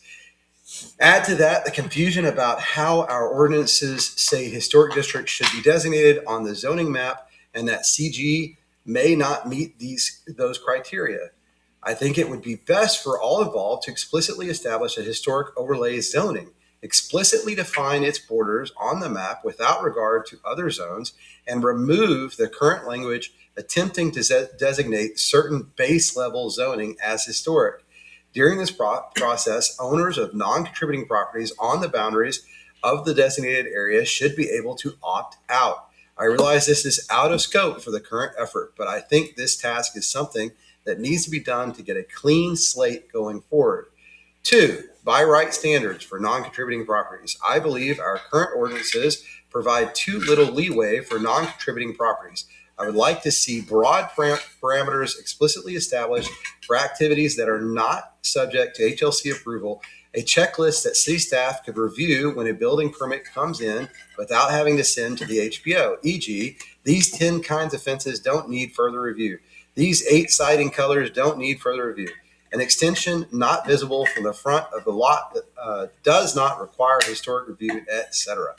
Additionally, as an extension of this, I think we should establish a Castroville pattern book where we keep record of new buildings, extensions, accessory buildings that did a really good job of implementing our historic style, as well as the architect name and their contact information. This is something we could post on our website and provide to new property owners who are thinking of building, and it would help cultivate and propagate Castroville's historic style over time. 3, do not conflate historic with old. I know that 50 years old is often viewed as the minimum requirement to count something as, quote, historic. However, not everything 50 years old is historic. In my uneducated and foolhardy view, something doesn't just have to be old to be historic. It has to hold some special significance. I disagree with our current guidelines inclusion of a number of architectural styles that, while old, are not especially significant in Castroville. It'll be interesting to see what he says. A 1960s ranch house may, in certain places, be historic. Perhaps it was designed by Frank Lloyd Wright, or it was owned by Ronald Reagan. Perhaps an entire neighborhood of such houses was the site of important protests during the Civil Rights Movement. However, in Castroville, a 1960s ranch house is, speaking coarsely, just an old house. It absolutely holds significance to the family that owns it and has spent their lives there, but it does not hold the kind of collective importance that justifies or requires city-level historic protections of it. I would like to see the design guidelines refocused on the particular historic styles that define the earliest days of Castroville's history. I would like to see them judge a 1960s ranch house or its proposed replacement primarily through the lens of how it relates to any nearby pioneer homes or shops. This prevents the historic district from slowly creeping across the whole town and losing its focus on what justified its creation in the first place. Thank you and have a good meeting. Good for him. David Merz Jr. Thanks for your comments. Is there any, yes, sir. I think a lot of us are in agreement, and I'm, Miss Soto secretly squirreled away 25, 30 years ago before she was maybe even born, the map that was referenced in the CZO as defining the historic district of Castroville.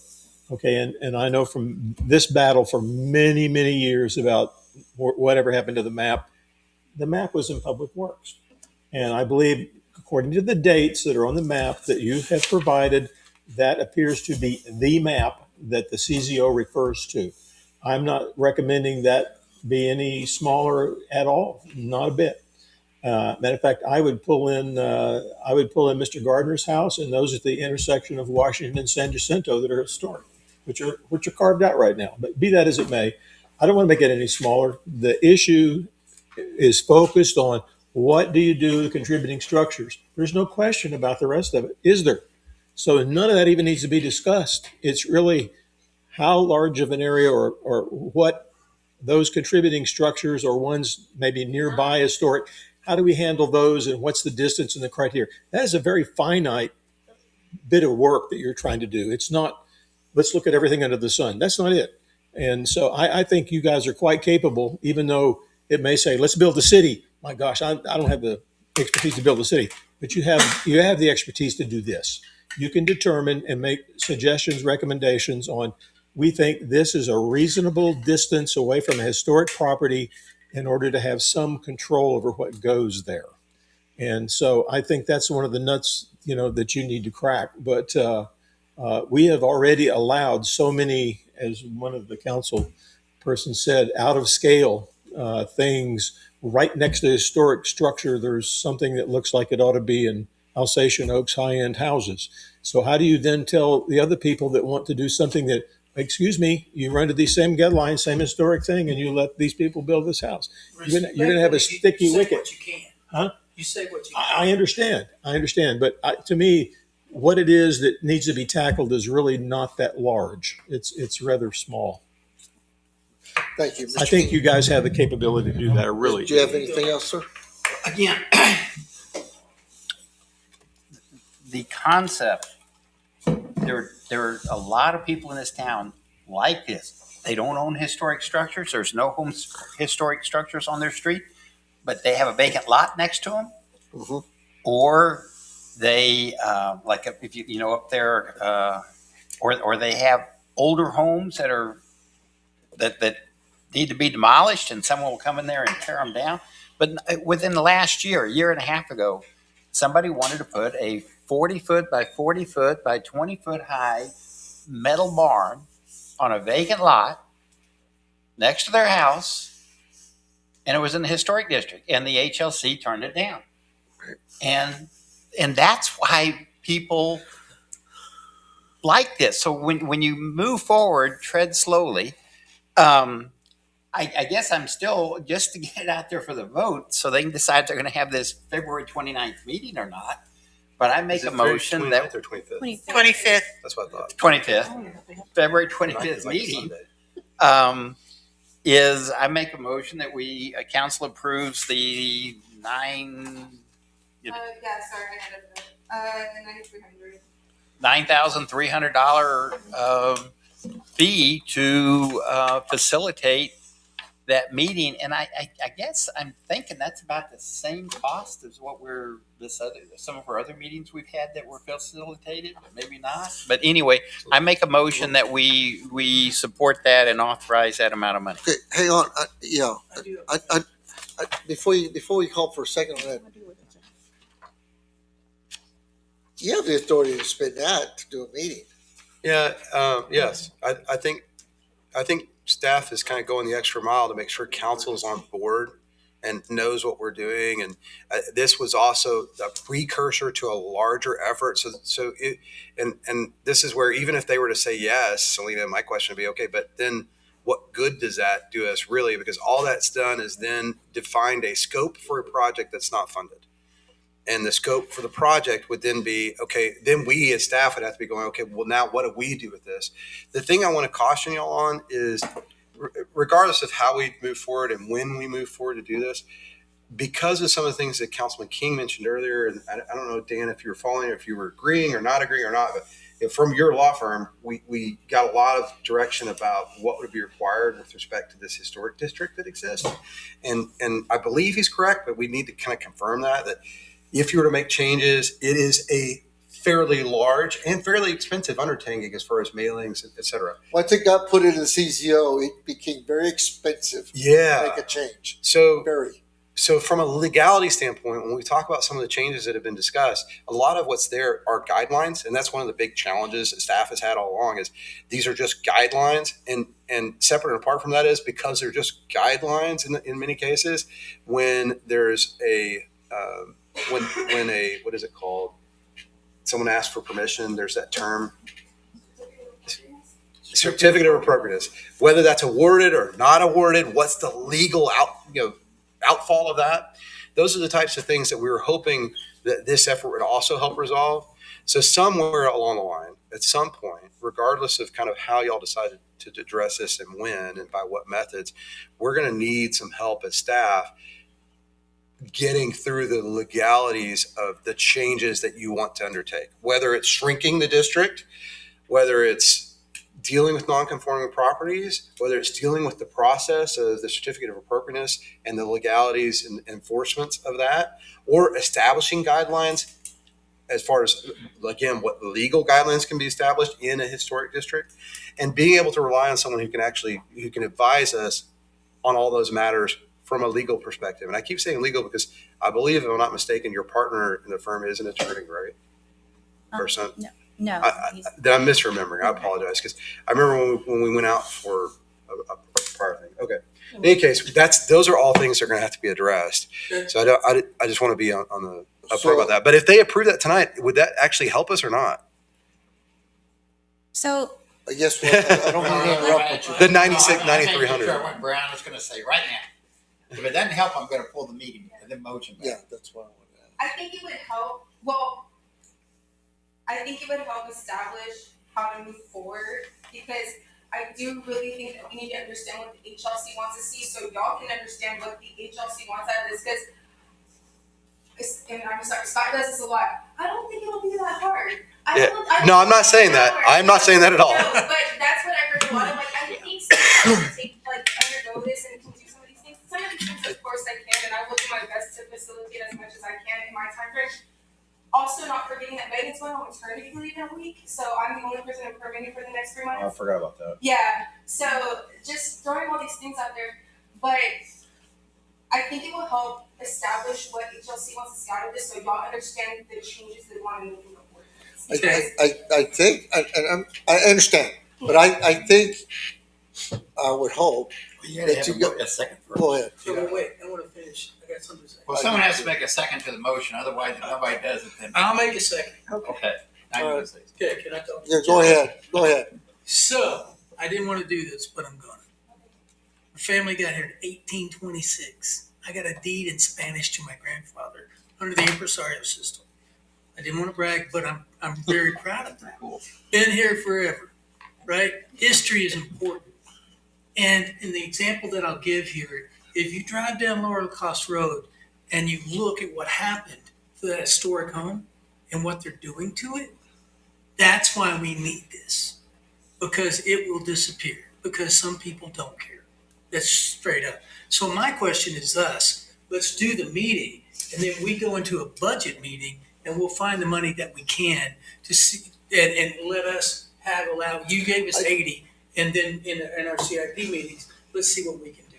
I agree with that, but I also wanted to add to the fact that I think overall there's a general agreement, maybe I'm wrong with that, on how we want to approach the historic stuff as far as contributing structures, what's immediately impacts the historic structure. Yeah, tighten the reins there, work on that.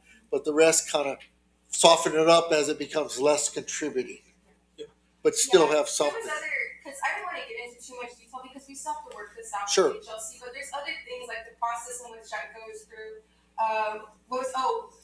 The timeline that's put on these Sure. surveys. There's other things that they spoke about. We have a list of things. Okay. So that part of it, non-contributing is a huge part of it. That's probably the biggest part, but there's also a lot of other little things that they have spoken about that they want to see fixed. Sheena, did you have anything else? I got a question, and this is my budgeting side that gets me every year. I see January invoice for $1,300. So we're back paying for something that was done? Paying after the meeting. Yeah. But I'm saying normally this stuff's supposed to come to us for approval before it's done. Well, just be clear, y'all do have a budget line item for HLC and for planning, et cetera. So there is an outside contract services, and this is just again in the vein of full transparency. We've been working. I mean, Selena's been our HBO for a couple of years. Okay, I'm just saying because it says requires budget amendment. So when I see Well- this in here, it shows that it's for work that's already been done, and Right. I understand. I Well, appreciate you asking. so that's So what. for work that's already been done that we've already paid, we paid for with the budget. But obviously, the budget outside contract services, you don't have a single. Well, with the exception, I think electric maybe. You don't have a single outside contract services that's $70,000 or $80,000. Yeah, no, but I'm just saying if we're doing the full Yeah. transparency, because I look at that as like, oh, work's been done, No, I'm we glad didn't you approval asked. yet. What I'm hearing is we have a motion to approve the move forward with the coming meeting, the 9,300, fund that, and then of course then the second part of that, and I don't know if it's part of the motion, was we'd revisit everything else in our CIP for look for funding. Since you have a motion in a second, you're going to open up for questions. Oh, go ahead. We're going to go another round. Okay. Yes, go ahead. I might vote in favor of the meeting, but there has been enough issues raised here tonight that are unknown that I think you're having a meeting without really knowing all the things you need to tackle. Okay, and I would appreciate it if, the CZO is the P&Z's responsibility, yet the enforcement of all this is somebody else, sort of. And so it appears to me it would be most useful to have the P&Z and the HLC, possibly with you guys in attendance, try to scope this out and say exactly what it is we're trying to solve, so you can get this down to the nucleus of exactly what's important. But I don't think we're there. I haven't heard it defined well enough tonight to say we ought to go ahead and spend $10,000 in a couple of weeks, because they haven't really gotten together and talked about it with their counterparts. And I think it might be a great idea to have this, but I think you guys can kind of rein this in to get exactly what's needed out of the meeting.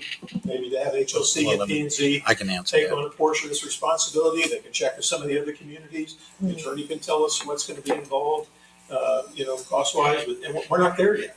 We're not there yet. Yes, sir. The ship hasn't sunk in 35 years for historic here, and it won't in another month. So Part of this outcome is that, and this has been on the HLC board for the last 3 or 4 meetings, and because they would also like to nudge city council forward on this. They also, after all, but they said that, we don't even an agreement on ourselves.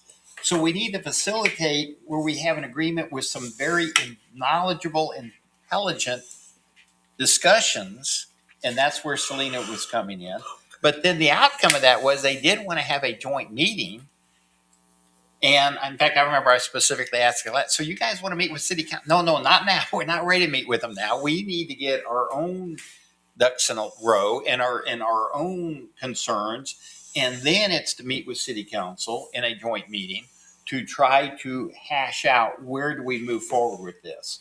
So this is only the first step of this process, but they are the most knowledgeable group, and they're the ones that are supposed to be advising city council. That's correct. And this is what they're trying to do. They're trying to educate themselves on how to do this. And across the HLC board, I'm going to say these same discussions that we've had up here tonight, they've had the same discussions on the HLC. Yeah. So hopefully from the end of that, they can come forward. We have a motion and a second. All in favor? Aye. Opposed? nay, I'm with Mr. Mertz. Nay. Motion carried. Thank you. No, he said me. Motion carried. Thank you, guys. Thank you. Thank you. Item 12B, active transportation plan update by Community Development Director Brianna Soto. Okay, I'll keep this fairly short. I mean, I think I sent y'all a memo in December just to kind of let you know where we're at, but just so I told y'all at the beginning of this process, I was gonna try and keep y'all as informed as possible. So tonight's just an update. There's no action requested. Just so y'all, a reminder, we're partnering with Tool Design to get this active transportation plan update. And then let's see. So the plan goals that we've established as of right now, but like I said, everything's open to discussion and comments, but to improve safety for all users, to enhance connectivity between neighborhoods and destinations, to support Castroville's character and livability, and to strengthen the infrastructure we already have, and plan for future infrastructure when it comes to active transportation. So we've held quite a few public engagement meetings, or not meetings, but just where we got in together with the residents. The first one was National Night Out. The second, and we met with so many people. There's people that wrote down a lot of comments. I mean, we had great interaction at National Night Out. Boo Bash, it was kind of quick because people are coming and going, but I think overall we had about 200 flyers, and we passed out all 200 of those flyers, hoping that we'd get a lot of feedback on those online surveys. And we also got to talk with the people. We had a stakeholder walk, which was with our stakeholder advisory committee, the ones that consist of the residents, business owners, the school. And we walked all the way from starting here over to the elementary school, up Constantinople, and came back and swung back around Florence and came back to City Hall where we began, just to kind of see the walkability, areas of improvement, things we could do in the future to just improve those areas. And then, of course, we did the online paper surveys, which we got quite a few. I think at the total right now, we're like at 97, which is a pretty good amount for this kind of effort. I know we never got a lot back from, I think, the UDO or even the other community engagement. So I think that was a really good amount. And then we had community meetings. They were stop and go, where people can come, ask questions, see the materials on December 2nd and February 2nd, which was great. And pretty much throughout the entire public engagement, the feedback was fairly consistent. So some things that we heard were safer crossings and traffic calming. There's a strong concern about Highway 90. I think we all can agree there. Safer routes to school, improved sidewalk and trail connectivity, better lighting and wayfinding, managing vehicle speeds, and connecting parks, neighborhoods in the downtown. Of course, Highway 90 came up a lot. That was probably the most significant concern, and I know there's not a lot we can do because it is a TxDOT right of way, but there is some things that tool design things that we could implement to maybe where it's not as harsh as of an environment. And so those are some of the things that y'all are going to see in that draft recommendation as we move forward with this plan. The emerging recommendations out of this, the first one is safety. Of course, traffic calming, speed management, safe routes to school, and improved crossings and visibility. And then the second major concern is connectivity and access. So access management, network connectivity, stronger links between the neighborhoods, and consideration for future developments. So next steps is tool design is going to draft the policy. And we're going to get that out so we can get, of course, all the feedback from City Council. We're going to put that online to get feedback from the public, and hopefully get a lot of good feedback. That's what we're just trying to get people to give us as much feedback, because we want this to be a community effort, not just a staff effort. And then once we get all of those things, we're going to put it in a recommended plan, and we're going to present those to Planning and Zoning and City Council, hopefully for adoption by City Council at the end of this. And so that's all I have for y'all tonight. It was just an update to show where we're at. Thank you. Thank you. Thank you. Thank you. Okay. So move on to item 12C, discussion and Thank you, possible action to adopt an ordinance to create the Medina County Public Utility Agency. John. Thank you, Mayor. Good evening, Council. This item is a concurrent ordinance that allows the city of Castroville formally to create and join the Medina County Public Utility Agency. Little background is Castroville is already part of the Medina County Regional Water Alliance, which is formed through interlocal agreement with Medina County, neighboring cities, and local water providers. The purpose of this alliance has been a collaborative and long-term water supply planning for the region. This ordinance simply converts the existing alliance into a formal public utility agency, which is also a political subdivision of the state through the Texas Local Government Code, Chapter 572. Doing so provides a clear governance structure, stronger coordination, and a long-term framework to plan for future water supplies needed across Medina County. The agency will govern a board of directors with one representative from each of the entities. Castroville will have its own dedicated seat on the board, ensuring we maintain a voice for this region. Currently, it's Scott and myself as a directive whenever Scott can't make it. It's important to note that what this ordinance cannot do as well, this approval does not commit the city to any projects, does not create any new debt, and does not authorize spending. The agency cannot obligate Castroville financially unless the city separately approves a specific agreement in the future. The agency will only become effective once all participants entities adopt this ordinance. And at that point, any existing alliance will dissolve and its work and records will transfer to the new agency. That's all I have. Let me tell you really quick, John, thank you. I just want to add a couple more things to that. Several years ago, Yancey and East Medina got together to try to establish an ASR for future water. We brought on board, that's when I was with East Medina, brought on board the cities and the counties to everybody together and join the alliance. I currently serve as the chairman of the board on the alliance. But again, and I was a representative from East Medina, but I'm not there anymore, so I'm now with Castroville. I understand y'all are the representatives, and once this is adopted and the agency is created, the alliance goes away. But to add to what you're commenting on, in order to get funding and try to get funding through the Water Development Board and access to monies for these big projects to interconnect the systems, everybody keeps control of their own system, but to interconnect them so in times of need to be able to move water, and also to build an ASR project or something of a regional size, each one has to come together to form this municipal or utility or public utility agency. It's a local government, but it's so we can seek funding as a group. And like you just said, your obligations towards that are to be determined in the future whenever funding is available. Obviously, the goal is to seek 100% funding, but if the funding comes out, 50-50, then it's equally split amongst the membership based on the number of connections they have. That's how things are calculated now. So there's a total amount of connections, and everybody gets a percentage based on the number of connections they have. That's how the cost has been distributed in the past. And it probably will continue that because that's where the big guy or the small guy is not paying more than their fair share. So the whole idea behind this is to create funding. And yes, the ordinance must be in the same language for everybody to make this work. And it's gone through our attorney, correct? And now you're at the point to move on. Can I make a motion? Absolutely.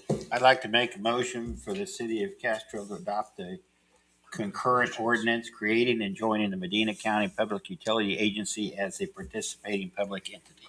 Second.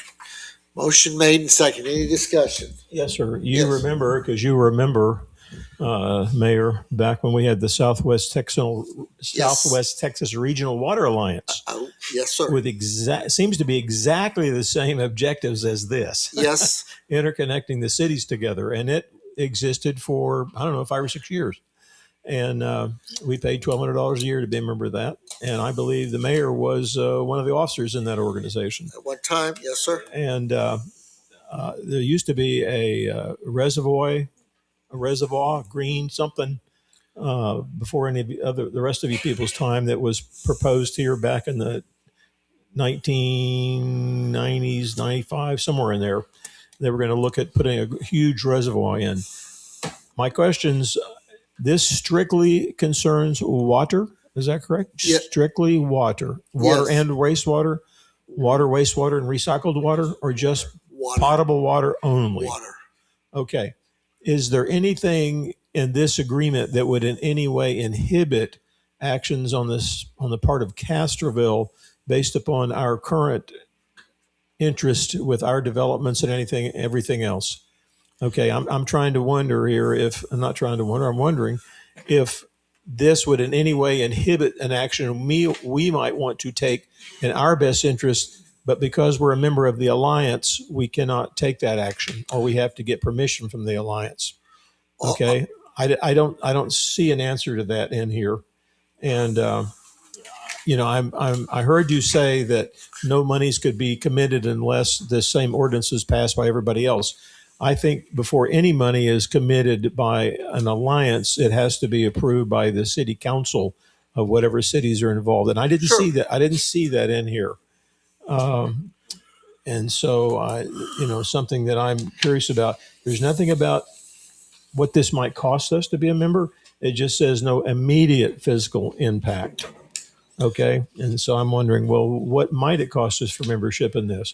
Now, I understand it's a different issue if you got a project you're going to work, but is there going to be an ongoing membership fee for this, like we had to pay for the other one? And I saw nothing in here about posting of minutes or agendas or how they kept the public informed of being part of this alliance. I didn't see a single word in there about that kind of thing. Well, I'll answer a couple of those questions. John, help me here. Okay. This is not an alliance. This is a public utility agency, which is a local government. So as a local government, subject to all the rules and regulations of local government, the posting requirements, the notice requirements, the open meetings, it's all a local government. We've become a partner, so to speak, in a local government, which a public utility agency. The intent of this agency is to collectively seek funding for projects associated with water that benefit the whole. Interconnects is one of the primary ones, to interconnect all the water systems in the county. The next one is seeking a future source of water. Again, it does nothing to manage or control your independence operating your system. This is a collective with the collective communities. If there's not a project to be funded and you don't want to participate in that, then you don't. Okay, but it does not have a bearing, my understanding, on the ability for you to maintain and operate your system. It's for lack of a better word, it's like a co-op. It's everybody working together as a local governmental entity. Okay. Also in this ordinance, it does talk about open meetings, and it talks about establishing the place once they do the bylaws, and also it's subject to all open meetings. Everything in this ordinance. Okay. On agendas and such. But I want to make something else too very clear. They had a meeting today, right? Okay, but and I wasn't there, but the previous meeting, based on the council that the group is using, it only takes 4 or 5 memberships to pass the ordinance to form the agency. Okay, obviously the more that join it, the better. But I believe there's already enough entities to form it. So this is us joining it. Okay, well, Mayor, my question is, I'm in favor of this. Yes, sir. I just want to make sure there's safeguards in here for us that I did not necessarily see written in here. Understood, and sir. Once you approve it, it's approved. Okay? Yes, sir. And so I don't want the alliance to determine that we're going to do this in Castroville, whether you like it or not.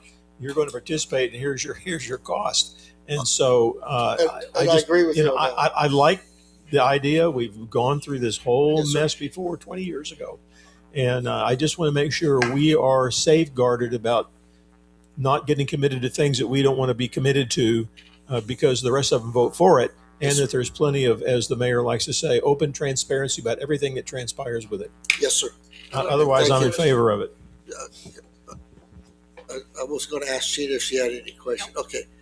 All right. We have a motion and a second to join the what is this? The Medina County Public Utility Agency. All in favor? Aye. Aye. Any opposite? Opposed? No, same sign. Motion carries. Thank you. Thank you. So as soon as they form that, I'm off the hook, right? Yes. John, very good presentation, by the way. You answered all my questions. Okay. I'll help you with whatever I can. Okay. And your input. This one Yes, sir. Thank you. All right. Let's move on. Where am I at? 12D. 12D, discussion and possible action on a franchise agreement with West Texas Gas Energy. Is that what you've been sitting here all evening for? I pulled him out thinking, and I'm going to apologize because Mayor, I thought I had met someone from West Texas Gas that looks a lot like the gentleman, but I only met him one time. My apologies, And it was sir. about a year ago. And I thought, surely he's probably with West Texas. He's not. Okay, excuse me. Just a happy attendee to our meeting. Glad everybody's here. So thank you for letting me I wish we'd fill the room. All right, this is discussion and possible action on a franchise agreement with West Texas Gas Energy. This is an item that we discussed about in executive session. Do I hear a motion or anything? Well, we have a No bunch action. of questions, right? No action at this time. There's actually no action. Well, there's no action from an executive session. This Well, is no, I said this is a separate item. Okay. If you We wanted to took take that. this item up and give staff any direction beyond what was discussed in executive session, Okay, you this could. is, I don't think it's necessary, frankly. Staff got some direction that we needed, and there's no action. I think there's no action. We kind of discussed it and staff knows where. All right, future agenda items. Anybody have anything they want to add? Please talk to Scott. I have two items I want to just bring up real quickly. One, tomorrow, joint P&Z meeting. So just 5 o'clock. remember, tomorrow, 5 o'clock. joint P&Z meeting. And the other was the mayor and I discussed this with Councilman Marchman yesterday about maybe holding a CIP workshop. We didn't make a whole lot of progress at the last CIP workshop, unfortunately. I owe y'all some information. I know I do. I'm going to get you a prioritized list, a short list of projects. And then I'm also going to get you some of the things I've provided in the past for Phil and Sheena with the numbers, what our fund balances are, what are some other forecasts as far as other revenues, et cetera, and current status, just a listing of the projects and where we stand. But assuming we get all that by the 24th, which you will certainly do, I wanted to check in with council and the mayor. Would we want to try and do that? Would y'all be available to do that prior to the council meeting on the 24th? Like come at 3 o'clock and try to do it a little early? Mhm. I don't know. Obviously David's not here and he may not, that may be a conflict for him, but would that work for you, Bob, if we try to come at? Give her a shot. Okay. Sure. I will, again, I'll leave it to the mayor to actually call the actual time of the meeting, and I'll get you all the information you need so you can be better prepared. Is there anything else for future meetings? Yes. Yes, sir. I'd like a. Can you hear me? Yeah, you can hear me. Yes. A determination of the exterior condition of Steinbach House and associated antique display structure and City Hall, and establish a repair and maintenance plan. Okay, and I think this will be handed down internally to our boards, commissions, and maybe some members of council. My recommendation would be to have Councilman Marchman and King maybe join up with some of the people like Miss Garrett and to go over and look at those structures carefully to see. And this structure, I know that these kinds of things like parts of the window and parts of the wall are not uncommon in this building, but we need to address some of that because even if we adopt some of those reconstruction of this building, it's still going to be several years down the road. In the meantime, we've got issues that must be addressed because of the deterioration. So my thing is determine exterior condition of Steinbach House and associated antique display structure and City Hall and establish a repair and maintenance plan. So, and then I'm asking for a number of items for your review on the next agenda. Custodial services, because some of them are pretty pathetic. Status of the roof replacement for this building. The council directed airport appraisal, the status of Paper Street draft ordinance, which has been a number of months. Assessment of SCADA systems for other than the sewer system. Airport commercial asset tax situation, which I've spoken to the finance people about, and the question I asked about the surveys that were not counted for the results we talked about previously, which was several hundred of them. Okay, you only took ones that answered every question, and I requested to have the results of those other surveys, and I thought I got a nod from okay. And I'll give that to you. Thank you. Anybody else have anything? Let us know. There will be the next meeting. We're going to do a workshop, and we'll probably have an executive session too on personnel, so we can wrap that all up. Okay? So anybody that's still working on those, let me have them. I'm sorry, you said the next meeting we're gonna have an executive session. Is that what you said? Mhm. I apologize. So we can finish up that. Okay. Everybody that still has outstanding forms, just please complete them and send them to me. All right, anything else? No? Entertain a motion to adjourn. So moved. Second. Motion made, second adjourned, all in favor? Aye. Motion carries at 8:14 PM. Meeting is adjourned.